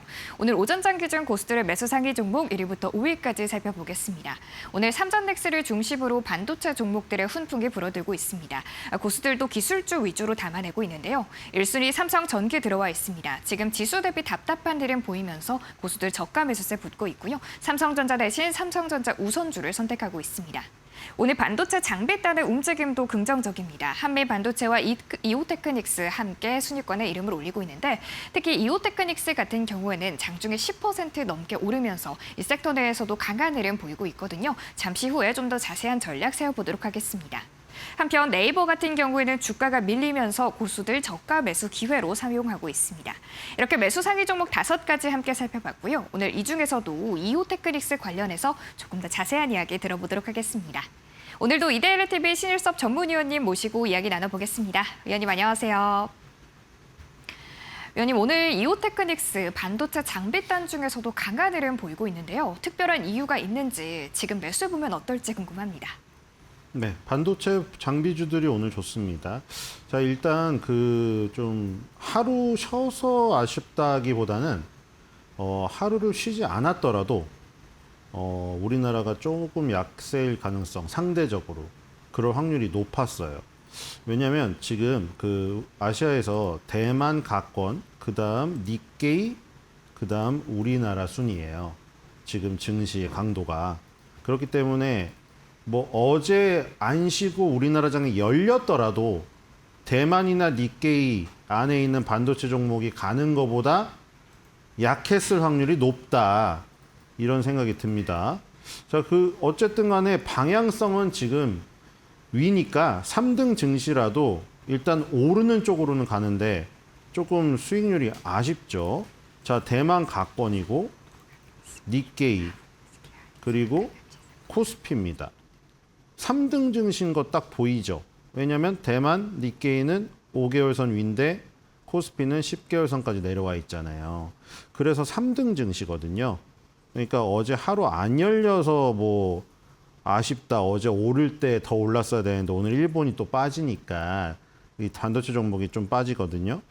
자, 그런 건 아닌 것 같아요. 어제 열렸더라도 어쩔 수가 없었을 것 같고요. 그리고 오늘 보면은 이제 시가총액 상위대로 봐주는 게 좀 그쵸? 약간 대우를 해주는 주성 엔지니어링이 이제 그 코스닥에서 반도체 전체 주식 중에서 시가총액 1등이니까 좀 대우를 해줘야죠. 왜냐면 얼마 전까지 리노공업이 1등이었기 때문에 리노공업을 먼저 말했는데 주성 엔지니어링이 1등이니까 1등일 때 대우해줘야 되는 거 아닌가요? 자, 어쨌든 주성 엔지니어링 시가총액 1인데 지금 10개월 선의 지지를 정확히 받고 딱 오르고 있습니다. 자, 그 다음에 리노공업은 이 장비주는 아니죠. 리노공업은 소모핀을 만드는 리노핀, 소모성 리노핀을 만드니까 부품이라고 할 수가 있겠죠. 자, 리노공업은 20개월 선까지 와 있어요. 그러니까 지금 반도체 장비가 반도체 부품보다 강한 거를 알 수가 있겠죠. 자, 그리고 이오테크닉스. 이게 순위가 대충 보셔야 될 것 같아요. 여기 보면 주성 엔지니어링이 5위, 시가총액 5위인데 반도체 종목 중엔 1위고요. 7위 원익 IPS, 그 다음에 8위 이오테크닉스, 9위 리노공업이에요. 자, 리노공업을 먼저 보여드린 이유는 약간 그것도 대우. 무슨 대우냐면 예전에 계속 1위를 했던 업체로서 대우를 해주려고 보여드린 거고, 이제는 반도체 종목 중에서 4위로 밀렸습니다. 자, 원익 IPS가 바로 밑이죠. 이렇게 되니까 주성 엔지니어링 원익 IPS, 반도체 장비주 투톱이 시가총액 1, 2위가 됐어요. 반도체 종목 중에서. 자, 원익 IPS는 10개월 선 지지. 그렇죠? 리노공업보다는 강하고 주성 엔지니어링보다는 약하죠. 그리고 오늘 질문 주신 이오테크닉스. 이오테크닉스는 20개월 선까지 왔네요. 자, 그래서 지금 보면은 아까 대만, 니케이, 한국 이렇게 증시에서 3등 증시란 거 아셨고, 3등 증시 안에서도 또 그 안에서 또 순위가 있겠죠. 그걸 보시면 될 것 같아요. 시가총액 상위부터 보여드렸으니까. 근데 장비주가 지금 부품주보다 강한 것은 확인이 됐죠. 자, 그리고 소재주도 보여드릴까? 소재주는 솔브레인 같은 거 20개월 선을 깼다가 이제 올라갔죠. 소재가 가장 약하네요. 그러니까 여러분들이 소부장 하지 말고 그냥 말할 때도 장부소 하는 게 이 투자를 할 때 포트폴리오 구성할 때 알고리즘으로도 좋다. 왜냐하면 그렇게 말하는 습관이 어떻게 보면 먼저 접근하게 되니까요. 그런 습관 때문이라도. 먼저 생각나게 되니까 먼저 말하는 거를 그렇게 발음을 하는 게 좋은 것 같고요. 먼저. 그래서 지금 주성 엔지니어링이 지금 5개월 선을 지지받고 있는데 오늘 지금 물어보신 이오테크닉스는 20개월 선이니까 주성 엔지니어링을 보고 해야겠죠. 그러니까 지금 오르는 이유는 그냥 그거예요. 일본이랑 대만 증시 1, 2등 증시가 오르니까 오르는 방향성은 이제 3등 증시라도 가고 있는데 그 안에서 반도체 장비주들이 부품 소재보다 강하고 반도체 장비주 중에서도 갈리는데 주성 엔지니어링이 나침반 역할을 하고 이오테크닉스는 따라간다. 주성 엔지니어링은 5개월 선 위에서 반등, 이오테크닉스는 20개월 선에서 반등. 그러니까 지금 이거 주성 엔지니어링이 아까 5개월 선이었나요? 10개월 선에서 반등이었죠. 자, 어쨌든 간에 지금 보시면 5개월, 10개월, 20개월 어느 선이냐는 다른데 다 똑같이 중요한 이동평균에서 다 반등하고 있잖아요. 여러분들 우연이란 없는 거예요. 이렇게 기술적인 이동평균선이 딱 정확히 반등을 찍고 있기 때문에 우연이 없기 때문에 이걸 공부하지 않으면은 어디서 허공에서 그냥 올랐다고 생각하지만 허공에서 오른 거 아니다. 여기서 증명이 되겠죠. 어쨌든 간에 이오테크닉스도 매수 기회, 주성 엔지니어링도 매수 기회, 다 매수 기회인데 지금 계속 이렇게 순차적으로 얘기 드린 이유는 뭡니까? 1등주, 3등주를 가려야 되고 1등주, 3등주를 가려야 되고 오르는 폭과 오르는 강도가 틀리고 나오는 반발력이 틀리고 저항에 대한 어떤 부분이 틀리기 때문에 그거를 감안을 하고 1등주를 따라가고 1등주의 움직임을 보고 판단을 해야 되니까 그걸 보여드린 거예요. 그러니까 이오테크닉스는 3등 증시 안에 있는 2등 주식이죠. 이렇게 보시면 될 것 같습니다. 네, 앞서 우리 증시가 휴일로 쉬어가는 동안에 글로벌 반도체 시장이 좋았기 때문에 우리 증시도 지금 훈풍을 받아가고 있다. 그리고 그 반도체 소부장단 중에서도 반도체 장비단이 가장 상승 탄력이 강하고 주성 엔지니어링 다음으로 이오테크닉스가 관심을 받아나가고 있다. 지금이 매수 기회다라고 이야기 남겨주셨습니다. 이렇게 매수 상위 종목 전략도 챙겨봤고요. 이어서 매도 상위 종목도 함께 열어보도록 하겠습니다. 오늘 오전장 기준 고스들의 매도 상위 종목 1위부터 5위까지입니다. 오늘 SK하이닉스가 강한 시세 분출하면서 1순위 들어와 있습니다. 장중에 7% 넘게 오르면서 고수들도 지금 기분 좋게 수익 내고 있습니다. 한편 현대해상과 삼성물산 같은 경우에는 지금 연일 메이저 주체 간의 지금 선택을 받고 있는 종목들입니다. 삼성물산은 외국인의 순매수 행렬 10거래일 연속 이어나가고 있고요. 현대해상 같은 경우에는 최근에 2분기 어닝 서프라이즈를 기록하면서 증권가에서 목표 주가 상향 리포트가 쏟아지고 있습니다. 오늘 장중에 10% 넘는 상승 탄력 좀 포착이 되기도 했는데 잠시 후에 좀 전략도 세워보도록 하겠습니다. 이 밖에 LG 이노텍과 로보티즈도 함께 이름을 올리고 있습니다. 내일 엔비디아의 젠슨 왕 장녀가 LG전자의 데이터 팩토리에 방문할 예정인데 관련해서 협력 소식이 더해질 수도 있다라는 부분 기대감 반영되고 있고요. 오늘 LG그룹주와 로봇주 전반적으로 분위기 좋다라는 점 확인되고 있습니다. 이렇게 고수들의 매도 상위 종목 5가지 함께 살펴봤고요. 오늘 이 중에서도 현대해상 관련해서 조금 더 자세한 전략 세워보도록 하겠습니다. 위원님, 현대해상 증권가에서는 더 많이 오를 거라고 하더라고요. 지금 매도해야 될지 궁금합니다. 매도는 안 하고 지금 이제 수익을 향유해야 되는 구간이 있죠. 신고가를 갔으니까요. 사실 손해보험주나 뭐 생명보험, 뭔지는 아시죠? 그 대표적으로 생명보험은 우리 이제 뭐 암보험이나 사망보험 이렇게 죽거나 사고가 터졌을 때 받는 거고, 손해보험은 대표적으로 자동차 보험 같은 거잖아요. 솔직히 보험주를 잘 하진 않잖아요. 하진 않는데, 왜냐면 여러분들이 되게 가까이 있는데 이용은 하고 생활 속에 있는데 투자는 솔직히 보험주는 잘 재미가 없어서 안 하시잖아요. 워렌 버핏이 좋아하잖아요, 이거. 그렇죠. 버크셔 해서웨이도 돈 제일 많이 벌어들이는 게 게이코라는 자동차 손해보험 회사고, 철도주랑 같이, 그렇죠.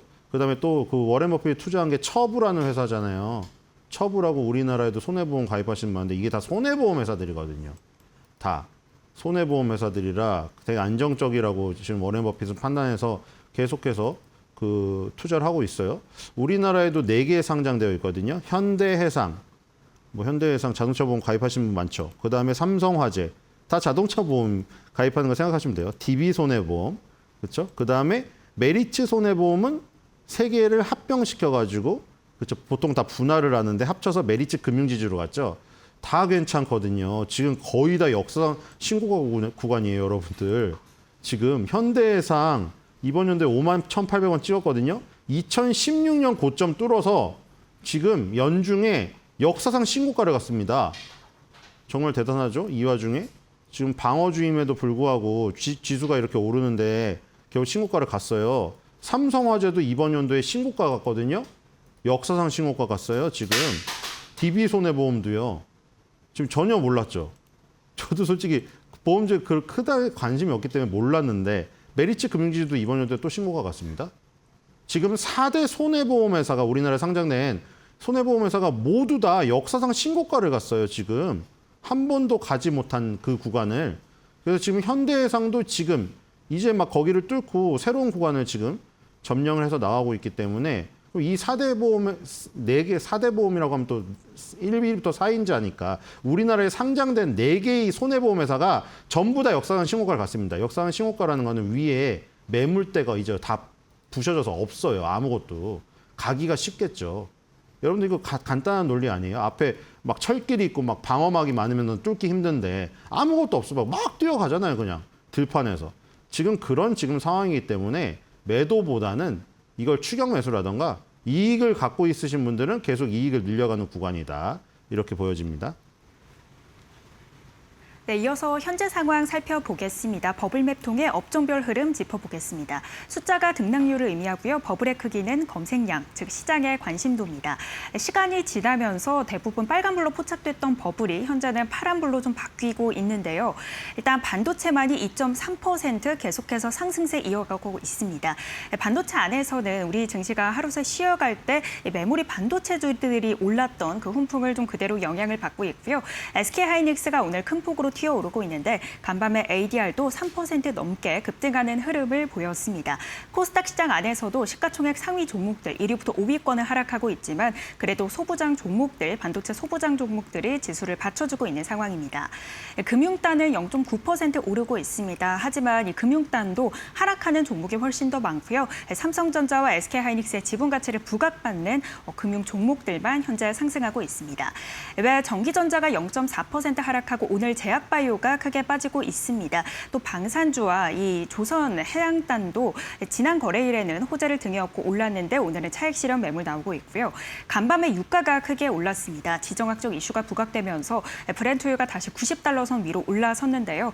우리 시장에서도 정유주가 긍정적인 흐름을 보이고 있고요. 해상운임 상승 기대감 받고 있는 이 해운주들도 오늘 흐름 긍정적입니다. 그렇다면 특징 섹터 두 가지 살펴보겠습니다. 첫 번째 sek터는 바로 로봇입니다. 오늘 장 초반에 로봇주들이 동반해서 좀 견조한 상승 흐름을 보였습니다.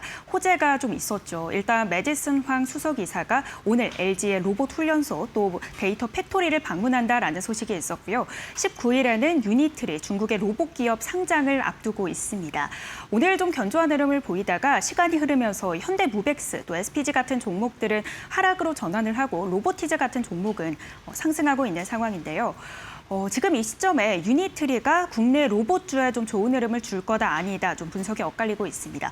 위원님은 여기에 대해서 어떻게 보시는지 궁금합니다. 네, 뭐 전체 로봇 씬으로 보면은 그 호재인데 또 따지고 들어가 보면은 이제 중국 로봇이 가성비가 좋고 지금 유니트리에서 초인이라고 공개한 게 그 마이클 조던보다 점프력이 높더라고요. 사람 그 머리를 뛰어넘던데. 자, 그래서 이제 이런 것들이 결국 그럼 호재로 작용될 것인가 악재로 작용될 것인가. 그게 문제잖아요. 양면이 다 있으니까 어떤 이슈건. 근데 이제 우리나라 로봇주가 주도주가 아니다 보니 지금 오늘도 현대차, LG전자 다 죽었어요, 지금. 그래서 참 LG전자를 응원하지만 참 그거죠. 꼴찌를 벗어날 수 없음을 알면서도 그냥 애처로워서 겉으로는 응원한다고 말하는 약간 그런 꼴찌 스포츠팀을 응원하는 메시지 던지는 듯한 그런 느낌? 자, 그래서 좀 아쉽죠. 물론 매수 기회긴 합니다. 다 로보티즈도 그렇고 레인보우 로보틱스도 그렇고 중요한 라인들이 왔거든요. 20개월 선에 왔고 LG전자는 10개월 선에 왔고 현대차도 마찬가지고. 근데 문제는 주도주로 나서지 못하면 지금 이 그 강세가 이어지기 힘들거든요. 지금 반도체가 주도주라 피지컬 AI가 비집고 들어갈 틈이 없어 보여요. 그러니까 반도체 하는 게 일단 낫다는 생각이 듭니다. 이거 현대차고 LG전자고 레인보우 로보티즈고 레인보우 로보틱스거든요. 다 아까 전에 말씀드린 대로 이것도 마찬가지로 5개월, 10개월, 20개월 다 라인은 틀린데 중요한 지지 라인에 딱 왔죠. 매수 기회긴 한데 주도주로 나서지 못하면 반발력이 떨어진단 말이에요. 그래서 반발력이 떨어지는 상황에서는 아까 유니트리의 상장이 어떻게 해석될 거다? 야, 이거 중국 로봇의 공습이 일어난다. 이렇게 또 해석이 돼버리지 않을까. 이런 우려가 큽니다. 네, 로봇 쪽 관련해서 현재 매수 타이밍은 맞지만 주도주가 아닌 만큼 좀 진입에는 좀 고려를 좀 해야 된다. 이런 부분 체크해 봤고요. 두 번째 특징 섹터로 반도체 관련해서 만나보겠습니다. 오늘 반도체 종목들이 오늘 장의 주인공입니다. 계속해서 좀 좋은 흐름 보이고 있는데요. 이 가운데 국제신용평가사 무디스가 한국의 경제 성장률 전망치를 3.5%로 상향 조정했습니다. 이 가운데 이후로는 반도체 수출이 계속될 거고 이 호황이 좀 이어질 거다. 올해까지 좀 이어질 거다 이렇게 내다봤는데요. 반도체 관련해서는 사실 지난주에도 글로벌 금융 업체들의 좀 긍정적인 리포트도 이어졌습니다. 그렇다면 위원님, 지금 이 시점에 이제 좀 반도체 조정 국면이 잦아들었고 좀 상승세를 준비할 타이밍이 맞는지 궁금합니다. 일단 방향은 상승일 수밖에 없어요. 왜냐하면 지금 아까 대만이 1등이고 니케이가 2등이고 코스피가 3등이라고 했잖아요. 코스피는 주도권이 없어요. 대만이랑 니케이가 가는 대로 가겠죠. 대만이랑 니케이가 확실히 위거든요. 조정이 없어요. 지금 대만의 지금 TSMC 그리고 지금 일본에 뭐 오늘 어드밴테스트 키오시아 도쿄 일렉트론이 다 빠지고 있어가지고 우리나라 빠진 건데 오늘 빠지고 있는 거지 지금 추세가 그냥 위로 뻗고 있어요. 다 이 종목들이 지금 그래서 지금 갈 수밖에 없어요. 위로. 그럼 우리나라는 천만다행이죠. 키오시아, 어드밴테스트 날아가는 거 보세요. 저거 도쿄 일렉트론. 다 위로 지금 가고 있죠. 어드밴테스트가 장비주거든요. 가장 지금 저기 강하죠. 장비 단위. 그래서 지금 뭐 움직이는 것 같은데 우리나라 것만 딱 감상하고 넘어가면 될 것 같아요. 왜 3등 주식 증시에 2, 3등 주식인지 이렇게 보시면 될 것 같아요. 지금 아까 전에 뭐 주성 엔지니어링 장비주들 장부소로 외워야 돼요. 시가총액도 장부소로 구성되어 있어가지고 주성 엔지니어링, 원익 IPS 이제 여러분들이 힘 보는 거 아셨으니까 힘만 보세요. 이오테크닉스 다 장비주들이죠. 그 다음에 이 그 부품주들 몇 개 볼게요. 원익 QNC, 그 다음에 KNJ, 그리고 TCK를 안 쳐놨네요. 또 쳐야겠네요. TCK. 자, 장비주들, 그리고 소재주들은 이런 거, 솔브레인, 그 다음에 동진세미캠, 이런 것들. 어때요? 다 그냥 그 자리를 보시면 되잖아요. 5개월 위에 있나, 10개월 위에 있나, 20개월 선 위에 있나. 그렇죠? 그거를 비교해 보시고 대만하고 일본이 위로 뻗고 있기 때문에 우리나라도 갈 수밖에 없는데 명심해야 될 거는 3등 증시 안에 있는 주식이니까 1, 2등 증시 안에 있는 그 1, 2등 주식들을 보시면서 대응해야 된다. 이렇게 보시면 될 것 같아요. 네, 반도체주의 대만주나 1, 2등 주식에서 좀 좋은 흐름 보이고 있기 때문에 우리도 어쨌든 올라갈 수 있는 그런 타이밍이다 이렇게 짚어봤습니다. 지금까지 이데일리 TV 신일섭 전문위원과 함께 시장 전략 세워봤습니다. 위원님 오늘 말씀 고맙습니다.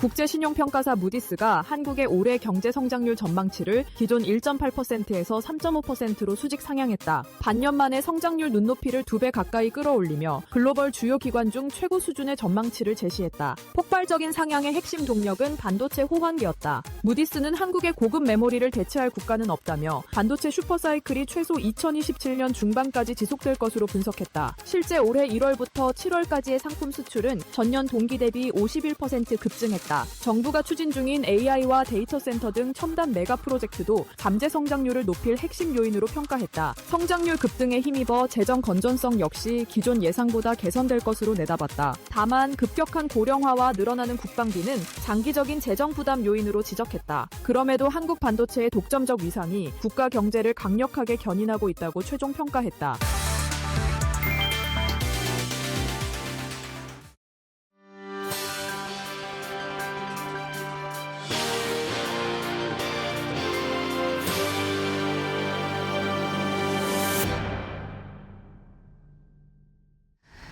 오늘은 여러분께 사모펀드 얘기를 좀 해드리려고 합니다. 사실 홈플러스 사태 이후에 좀 이미지가 안 좋아진 게 사실인데요. 관련 이슈 최근 좀 떠오르고 있는 게 있습니다.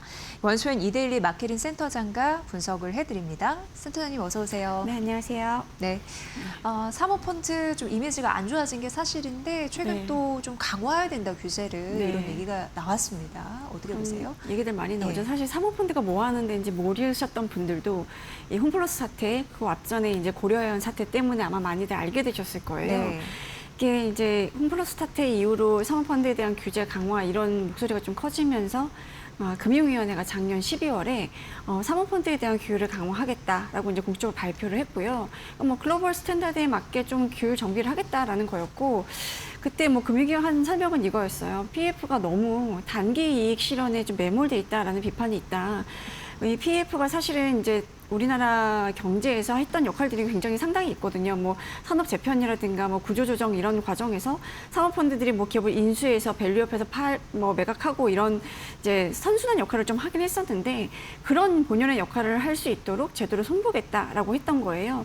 그래서 그때 나온 내용을 보면 이제 원 스트라이크 아웃제, 그러니까 한 번만 잘못해서 이제 바로 퇴출될 수 있도록 하는 건데 기존에는 뭐 중대한 위법 행위를 해도 이제 등록 취소, 그러니까 사모펀드를 운용하려면 사실 국내에서 등록을 해야 되거든요.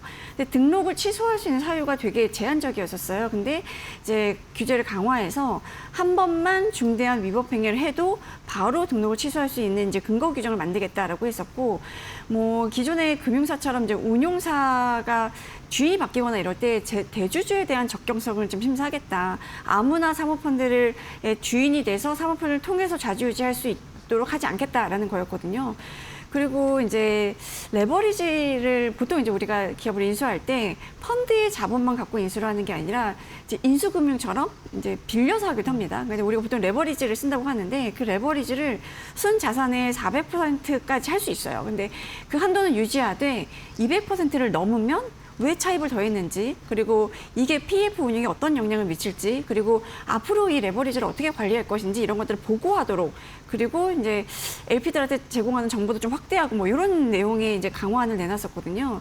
사실 금융위의 이 강화안은 운용 자체를 뭐 이것 못하게 하고 저거 못하게 하고 이렇게 규제하기보다는 PF의 운영 자율성을 좀 유지를 하되 책임성 그리고 건전성 이런 것들을 좀 강화하고 높이는 쪽에 이제 방점이 찍혀 있었거든요.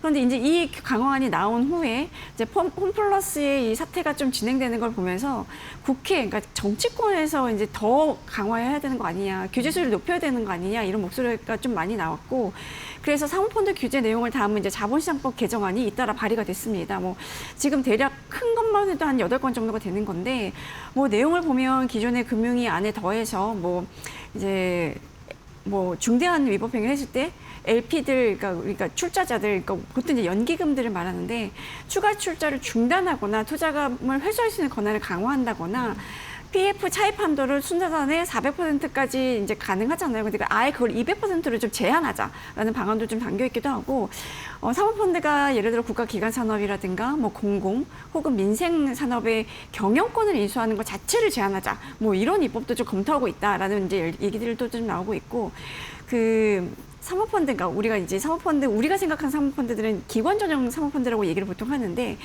이 기관 전용 사모펀드의 자산 평가라든가 신탁 사업자 감시, 그동안에 면제가 좀 있었는데 이거를 폐지하자라는 얘기까지 좀 나와서 지금의 정치권에서 나오는 얘기를 쭉 보면 PF의 자금 조달에서부터 뭐 투자, 운용, 내부 통제, 그리고 보수라든가 뭐 사후 관리까지 전 과정에 걸쳐서 이제 규제를 해야 된다라는 이제 분위기로 가고 있는 상황이긴 합니다.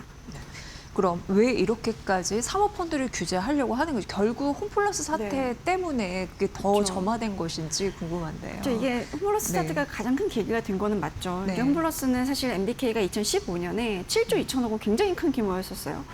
그 돈을 들여서 인수했는데 뭐 그 사이 이제 유통업 구조도 많이 바뀌었고, 뭐 우리가 유통업에 대한 규제도 상당했었잖아요. 그러니까 여러 가지 이유 때문에 이제 홈플러스가 지난해 기업 회생 절차에 들어갔고, 이제 법정 관리까지 가면서 사실 얼마 전까지만 해도 뭐 청산안에 만에 뭐 청산가치가 높으니까 청산해야 된다. 그러니까 이런, 그리고 이제 추가로 자금 지원이 안 되니까 결국 청산 수순으로 가나 뭐 이런 이제 분위기였는데, 지금 뭐 어쨌든 뭐 메리츠금융이 지원하고 이제 MBK에서 경영진 개인들이 이제 담보를 제공하고 이러면서 위기를 좀 넘겼죠. 그리고 이제 재개장하긴 했는데, 이게 만약에 청산이 되면 뭐 이제 임직원 고용 문제 뭐 거의 2만 명 가까이 되잖아요. 임직원 고용 문제, 뭐 여기 이제 협력업체 문제, 지역 상권 타격, 뭐 이제 여러 가지 사회적 이슈들이 좀 발생을 했습니다. 그래서 이 PF가 기업을 인수한 후에 구조조정을 하고 그 과정에서 이제 자산 매각하고 배당하고 이러면서 단기의 투자금 회수에 너무 골몰한다라는 지적들이 좀 있었고, 그러면서 전반적으로 사모펀드가 기업을 좀 망치는 주범처럼 인식이 좀 됐던 면이 있었거든요. 결국 기업의 경쟁력이 훼손되는 거 아니냐, 사모펀드가 주인이 되면, 그러니까 이런 논란이 좀 커졌는데, 그래서 홈플러스 사태를 계기로 정치권에서는 기존의 PF 제도가 그 운용사의 자율권을 너무 지나치게 보장하고 있는 것 같다. 그러니까 금융당국이라든가 이제 여기에 출자한 연기금들이 이제 조금 감시를 더 강화해야 된다라는 이제 얘기들을 좀 많이 했고요. 실제로 이제 금융당국이 작년에 그 PF 제도 개선하는 과정에서 국내 PF 시장이 너무 짧은 시간에 양적으로 급성장하면서 이제 해외 선진국과 비교를 해봐도 이제 자유 규제라든가 뭐 시장의 관행이 좀 정착되지 못한 것 같다라는 지적을 하기도 했었어요. 그러니까 어쨌든 PF 규모는 커졌고 사실 자본시장에서 하는 역할 그리고 역량 이런 것들이 굉장히 커졌으니까 거기에 맞게끔 책임도 져야 되고 감시도 받아야 되는 거 아니냐라는 얘기가 이제 금융권뿐만 아니라 이제 정치권에서도 나오고 있는 상황인 거죠. 네. 그러면 지금 어떻게 보면 전방위적인 규제에 대한 얘기가 네. 나오는데 그렇다면은 사모펀드 업계 PF가 가장 우려하는 거는 뭐가 있을까요? 그러니까 금융위가 발표한 예. 제도 중에 이제 원 스트라이크 아웃 제도는 어쨌든 간에 한 번만 중대한 위법 사유가 발생하면 이제 바로 퇴출이 되는 거잖아요. 네. 그런 거에 대한 이제 좀 위기감이 좀 커졌고 그거보다 더 큰 위기는 레버리지 규제였던 겁니다. 아. 그러니까 사실 차익 매수라는 게 우리도 사실 주식 하나 살 때 내 돈으로만 투자를 하는 것보다 뭐 신용을 그러니까 미수 거래를 하거나 뭐 이런 것들이 훨씬 수익률을 극대화할 수 있는 방법으로 많이 활용을 하잖아요. 이 차익 매수도 마찬가지인 건데 이제 기업을 인수할 때 외부에서 인수금융, 그러니까 외부에서 돈을 빌려서 바이아웃을 하는 건데 그렇게 되면 이제 레버리지 효과로 인해서 수익률이 극대화될 수 있는 거죠. 근데 그게 이제 순 자산의 최대 400%까지 차입할 수 있는 거를 이제 정치권의 주장대로 200%로 낮추면 그만큼 레버리지 효과는 떨어질 수밖에 없고 수익률을 극대화할 수 있는 여력도 줄어들게 되는 거죠. 그러니까 이게 운용의 묘를 이제 발휘할 수 있는 기회들이 좀 줄어드는 거라서 그거에 대한 우려가 가장 컸고요. 그리고 이제 최근에 나온 그 정치권에서 나오는 목소리 중에 기관 전용, 그러니까 PF의 외부 감시를 강화해야 된다라는 내용인 건데 이게 사실은 이제 공모펀드와 다르게 전문기관 투자자들을 대상으로 하는 거기 때문에 뭐 자산평가라든가 뭐 신탁업체 운용의 감시와 관련해서 좀 일부 특례가 있었어요. 아까 말씀드렸던 것처럼 보유 가치를 자체적으로, 그러니까 자산을 이제 포트폴리오에 담고 있을 거잖아요. 그 자산에 대한 평가를 진행해야 되는데 이거를 자체적으로 산정해서 분기마다 출자자한테 저희 이 자산이 이만큼 올랐습니다, 떨어졌습니다 이렇게 보고를 하는데 네. 어찌 보면 이게 셀프 평가였던 거죠.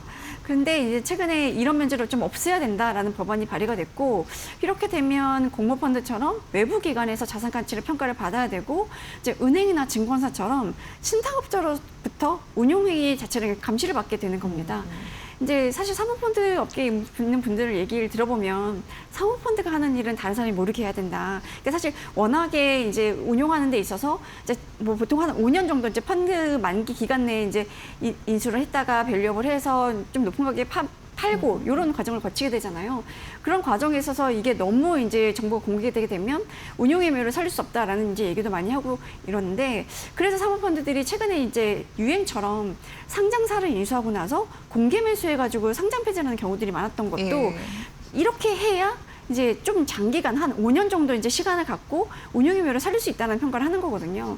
만약에 이게 상장사면 계속 이제 시장에서 가치가 이제 시장에서 평가를 받는 거고 그걸로 인해서 이게 상장사의 가치가 바로바로 실시간으로 나오기 때문에 그런 걸로 인한 좀 부담감이 좀 컸다라는 것도 있었는데 이게 사실 이제 공모펀드처럼 계속 이렇게 평가를 받게 되면 조금 부담스럽지 않겠나 뭐 이런 걱정들을 좀 많이 하긴 했습니다. 네.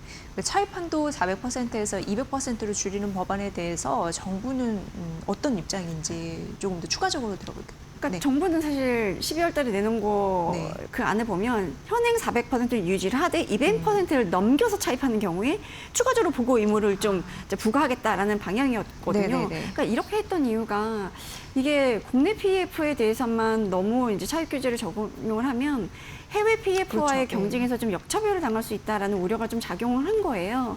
그러니까 글로벌 사모펀드들은 국내 운용사랑은 좀 다르게 해외에서 조성한 펀드를 가지고 한국에 와서 투자하는 경우가 많거든요.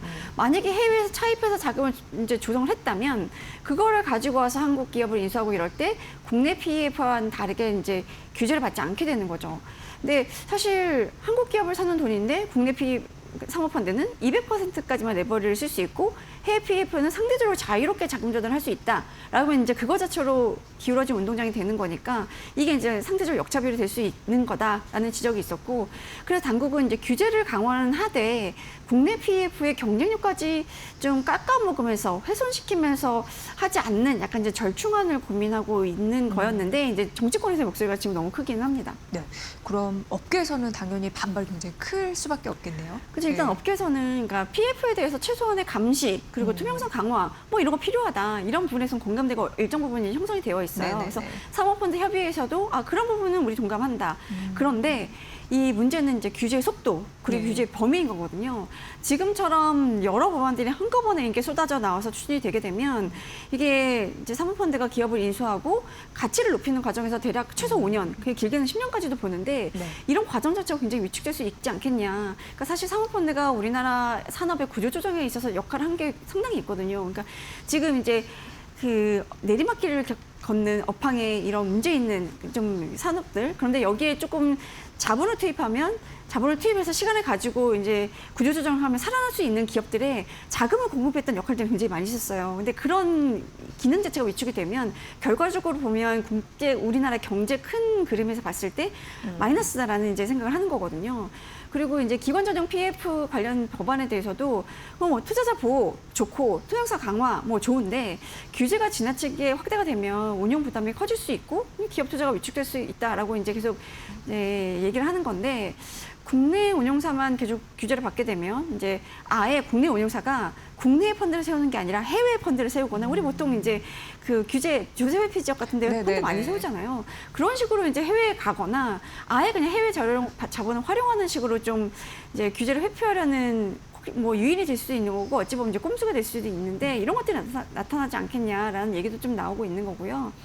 업계에서는 이제 PF 규제를 절대 반대한다 이게 아니라 잘못된 운용 행위는 정확하게 규제를 하고 정상적인 기업 투자까지 위축시키는 포괄적 규제는 좀 피해줬으면 좋겠다라는 이제 얘기들을 하고 있습니다. 네.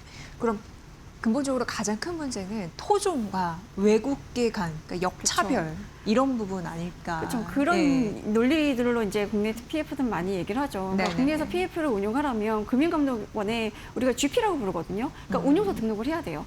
근데 등록하는 순간 금감원의 검사, 감독 대상이 되고 뭐 때때로는 국회에서 자료 제출을 요구를 하면 이제 자료 제출도 해야 됩니다. 그런데 글로벌 이제 사모펀드들이 한국 내 자회사나 국내 등록 GP를 통하지 않고 역외펀드 구조라든가 뭐 다 요새 이제 글로벌리 다양한 투자 스킴을 활용할 수가 있잖아요. 그런 식으로 들어가서 국내 기업 인수에 참여를 하게 되면 이들은 금융당국의 직접적인 감독 규제망을 피할 수 있는 거거든요.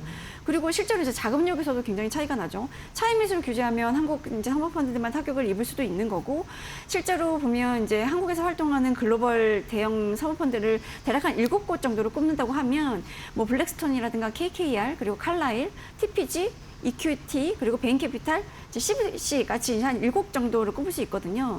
이 7곳의 아시아 바이어 펀드 규모만 해도 한 100조 원 가량 정도 된다고 해요. 네. 그런데 이렇게 이제 이 자금력을 가지고 국내로 들어올 때 우리 국내 PF는 차입해서 이제 매수하는 것도 이제 제한을 받는데 뭐 글로벌 대형 PF들이 이제 놀 수 있는 환경이 이제 조성이 되는 거죠.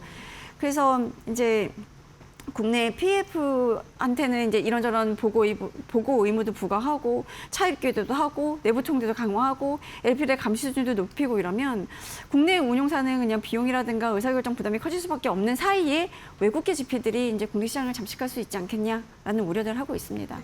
근데 안 그래도 최근 외국계 PF들이 딜을 싹쓸이해 간다는 네, 얘기를 좀 좀 들었거든요. 그런 경향이 좀 예. 없지 않아 있습니다. 국내 PF도 조금 위축되어 있는 상황이고요. 게다가 이제 환율이 뭐 최근에 좀 이제 진정이 되긴 했지만 많이 올랐었잖아요. 뭐 1,500원 넘어서 이제 많이 올랐기 때문에 그 말은 또 원화 가치가 떨어졌다는 거라서 글로벌 PF 입장에서 보면 원화 가치가 떨어진 것만으로도 한국의 기업 가치가 그러니까 한국의 기업을 인수할 때 들여야 되는 돈이 많이 이제 줄어든 거예요. 그래서 보면 작년 말에 뭐 KFC 코리아를 칼라일이 2천억 원대에 인수를 했고요. EQT가 더전 비전을 1조 3천억 원가량에 인수를 했고 올해 5월에는 칼라일이 또 첨언아이스 1조 원대 초반에 사들였고요. 최근에 TPG가 롯데렌탈 한 1조 3천억 원에 인수하는 계약을 체결했죠. 그러니까 과거에 보면 외국계 PF가 대형 금융회사, 뭐 대기업 계열사, 뭐 대형 플랫폼 이렇게 약간 조단위 자산을 좀 투자를 했는데 최근에는 뭐 삼화를 7,300억 원 정도에 인수하거나 뭐 준호에어를 8천억 원에 인수하는 것처럼 약간 중형급 그러니까 보통 이제 미들캡이라고 우리가 표현하는데 미들캡 기업까지 적극적으로 이 인수 대상을 좀 넓히고 있는 부분이 좀 있어서 국내 PF들의 위기감이 좀 상당하긴 합니다. 네. 사이즈 측면에서 보면은 대형 PF보다 중소형 PF는 더 힘들다는 얘기를 좀 그렇죠. 들었습니다. 지금 뭐 중소형 예. PF들은 이제 아우성인 상황인데요. 이제 규제가 강화되면 당연히 이제 규제에 따르는, 그러니까 규제를 지켜야 되는, 규제를 이제 준수해야 되는 데에 따른 비용이 들잖아요. 그러니까 대형 펀드 같은 경우는 뭐 준법관시 인력이라든가 뭐 법무팀, 회계나 세무 인력, 그리고 뭐 리스크 관리 인력이라든가 뭐 LP들, 그러니까 연기금 이제 출자자들한테 가서 뭐 설명하고 뭐 이제 질문해 오면 대답하고 이런 IR 조직들이 이제 갖추져 있거든요. 뭐 내부 총대 시스템도 이미 갖추고 있고.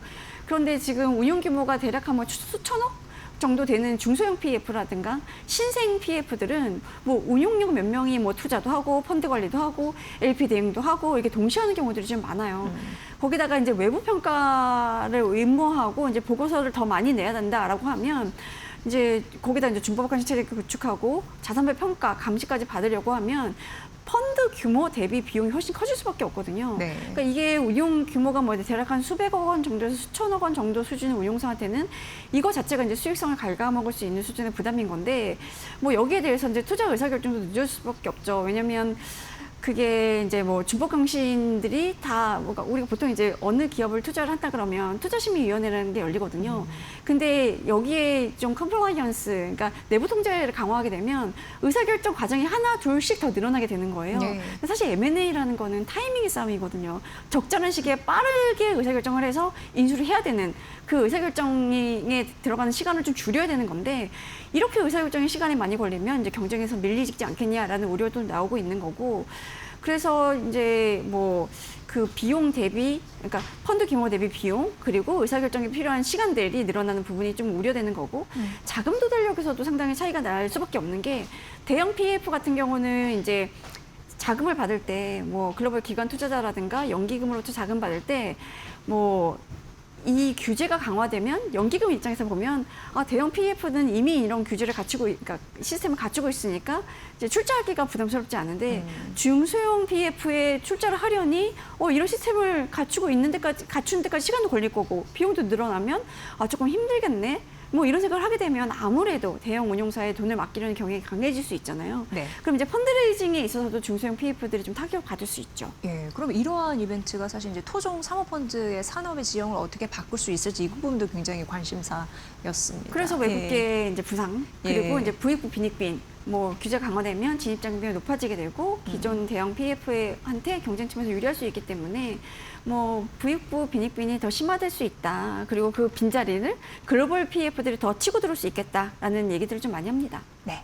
그럼 이제 규제를 어떤 방향으로 가져가야 될지 마지막 질문 좀 드릴게요. 네. 과거처럼 이제 운용사의 자율성을 강조하기는 어려워졌어요. 이미 홈플러스 사태에 이어서 네. 그 전에 이제 고려형 홈플러스 사태 때문에 그렇게 하기는 좀 어려워졌고 투명성 그리고 내부 통제 강화할 필요는 분명히 있어 보입니다. 다만 지금처럼 여러 규제를 뭐 사모펀드를 죽이자 이런 수준으로까지 한꺼번에 쏟아내는 거는 그거는 저희 우리나라 아까 말씀드렸던 것처럼 우리나라의 이게 경쟁력 자체를 떨어뜨릴 수 있는 거고 해외 PF의 국내 M&A 시장을 아예 내주는 결과를 초래할 수도 있거든요.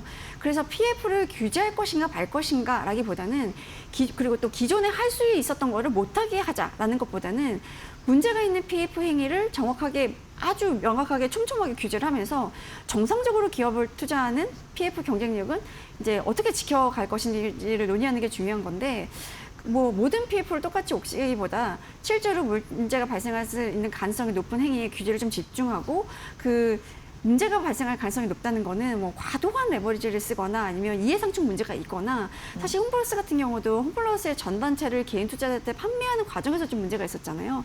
그런 것들을 사전에 찾아낼 수 있는 그 장치들을 이제 세우거나 뭐 부실 관리를 어떻게 할 것인가 뭐 이런 식으로 이제 피켓 관리를 하는 게 중요하다라는 생각이 좀 듭니다. 네, 오늘 사모펀드 규제에 관해서 자세히 들을 수 있는 시간이었습니다. 고맙습니다, 센터장님. 네, 감사합니다.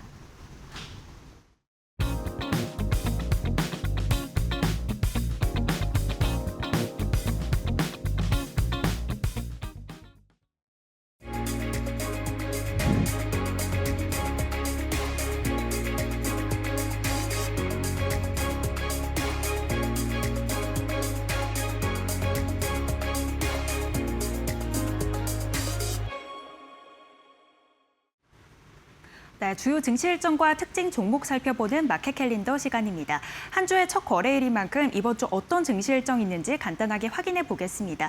일단 19일 우리 시간으로는 목요일 새벽 3시에 미국 7월의 FOMC 의사록이 공개가 됩니다.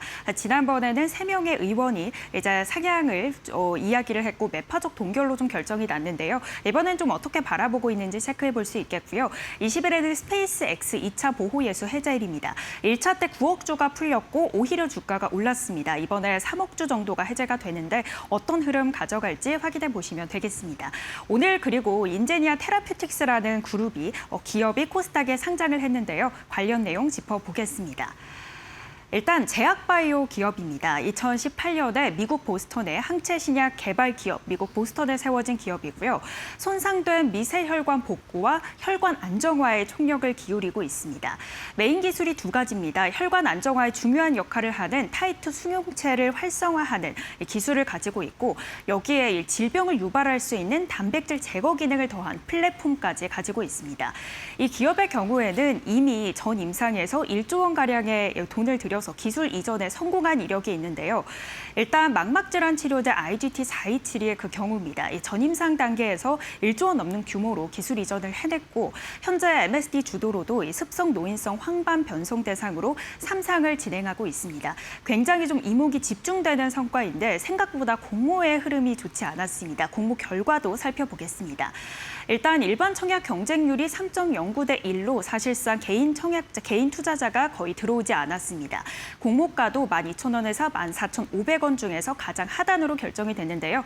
오늘 주가 흐름으로는 13% 넘게 크게 하락하기도 했다가 다시 상승했다가 현재는 보합권 정도에 거래되고 있습니다. 지금까지 마켓 캘린더 전해드렸습니다.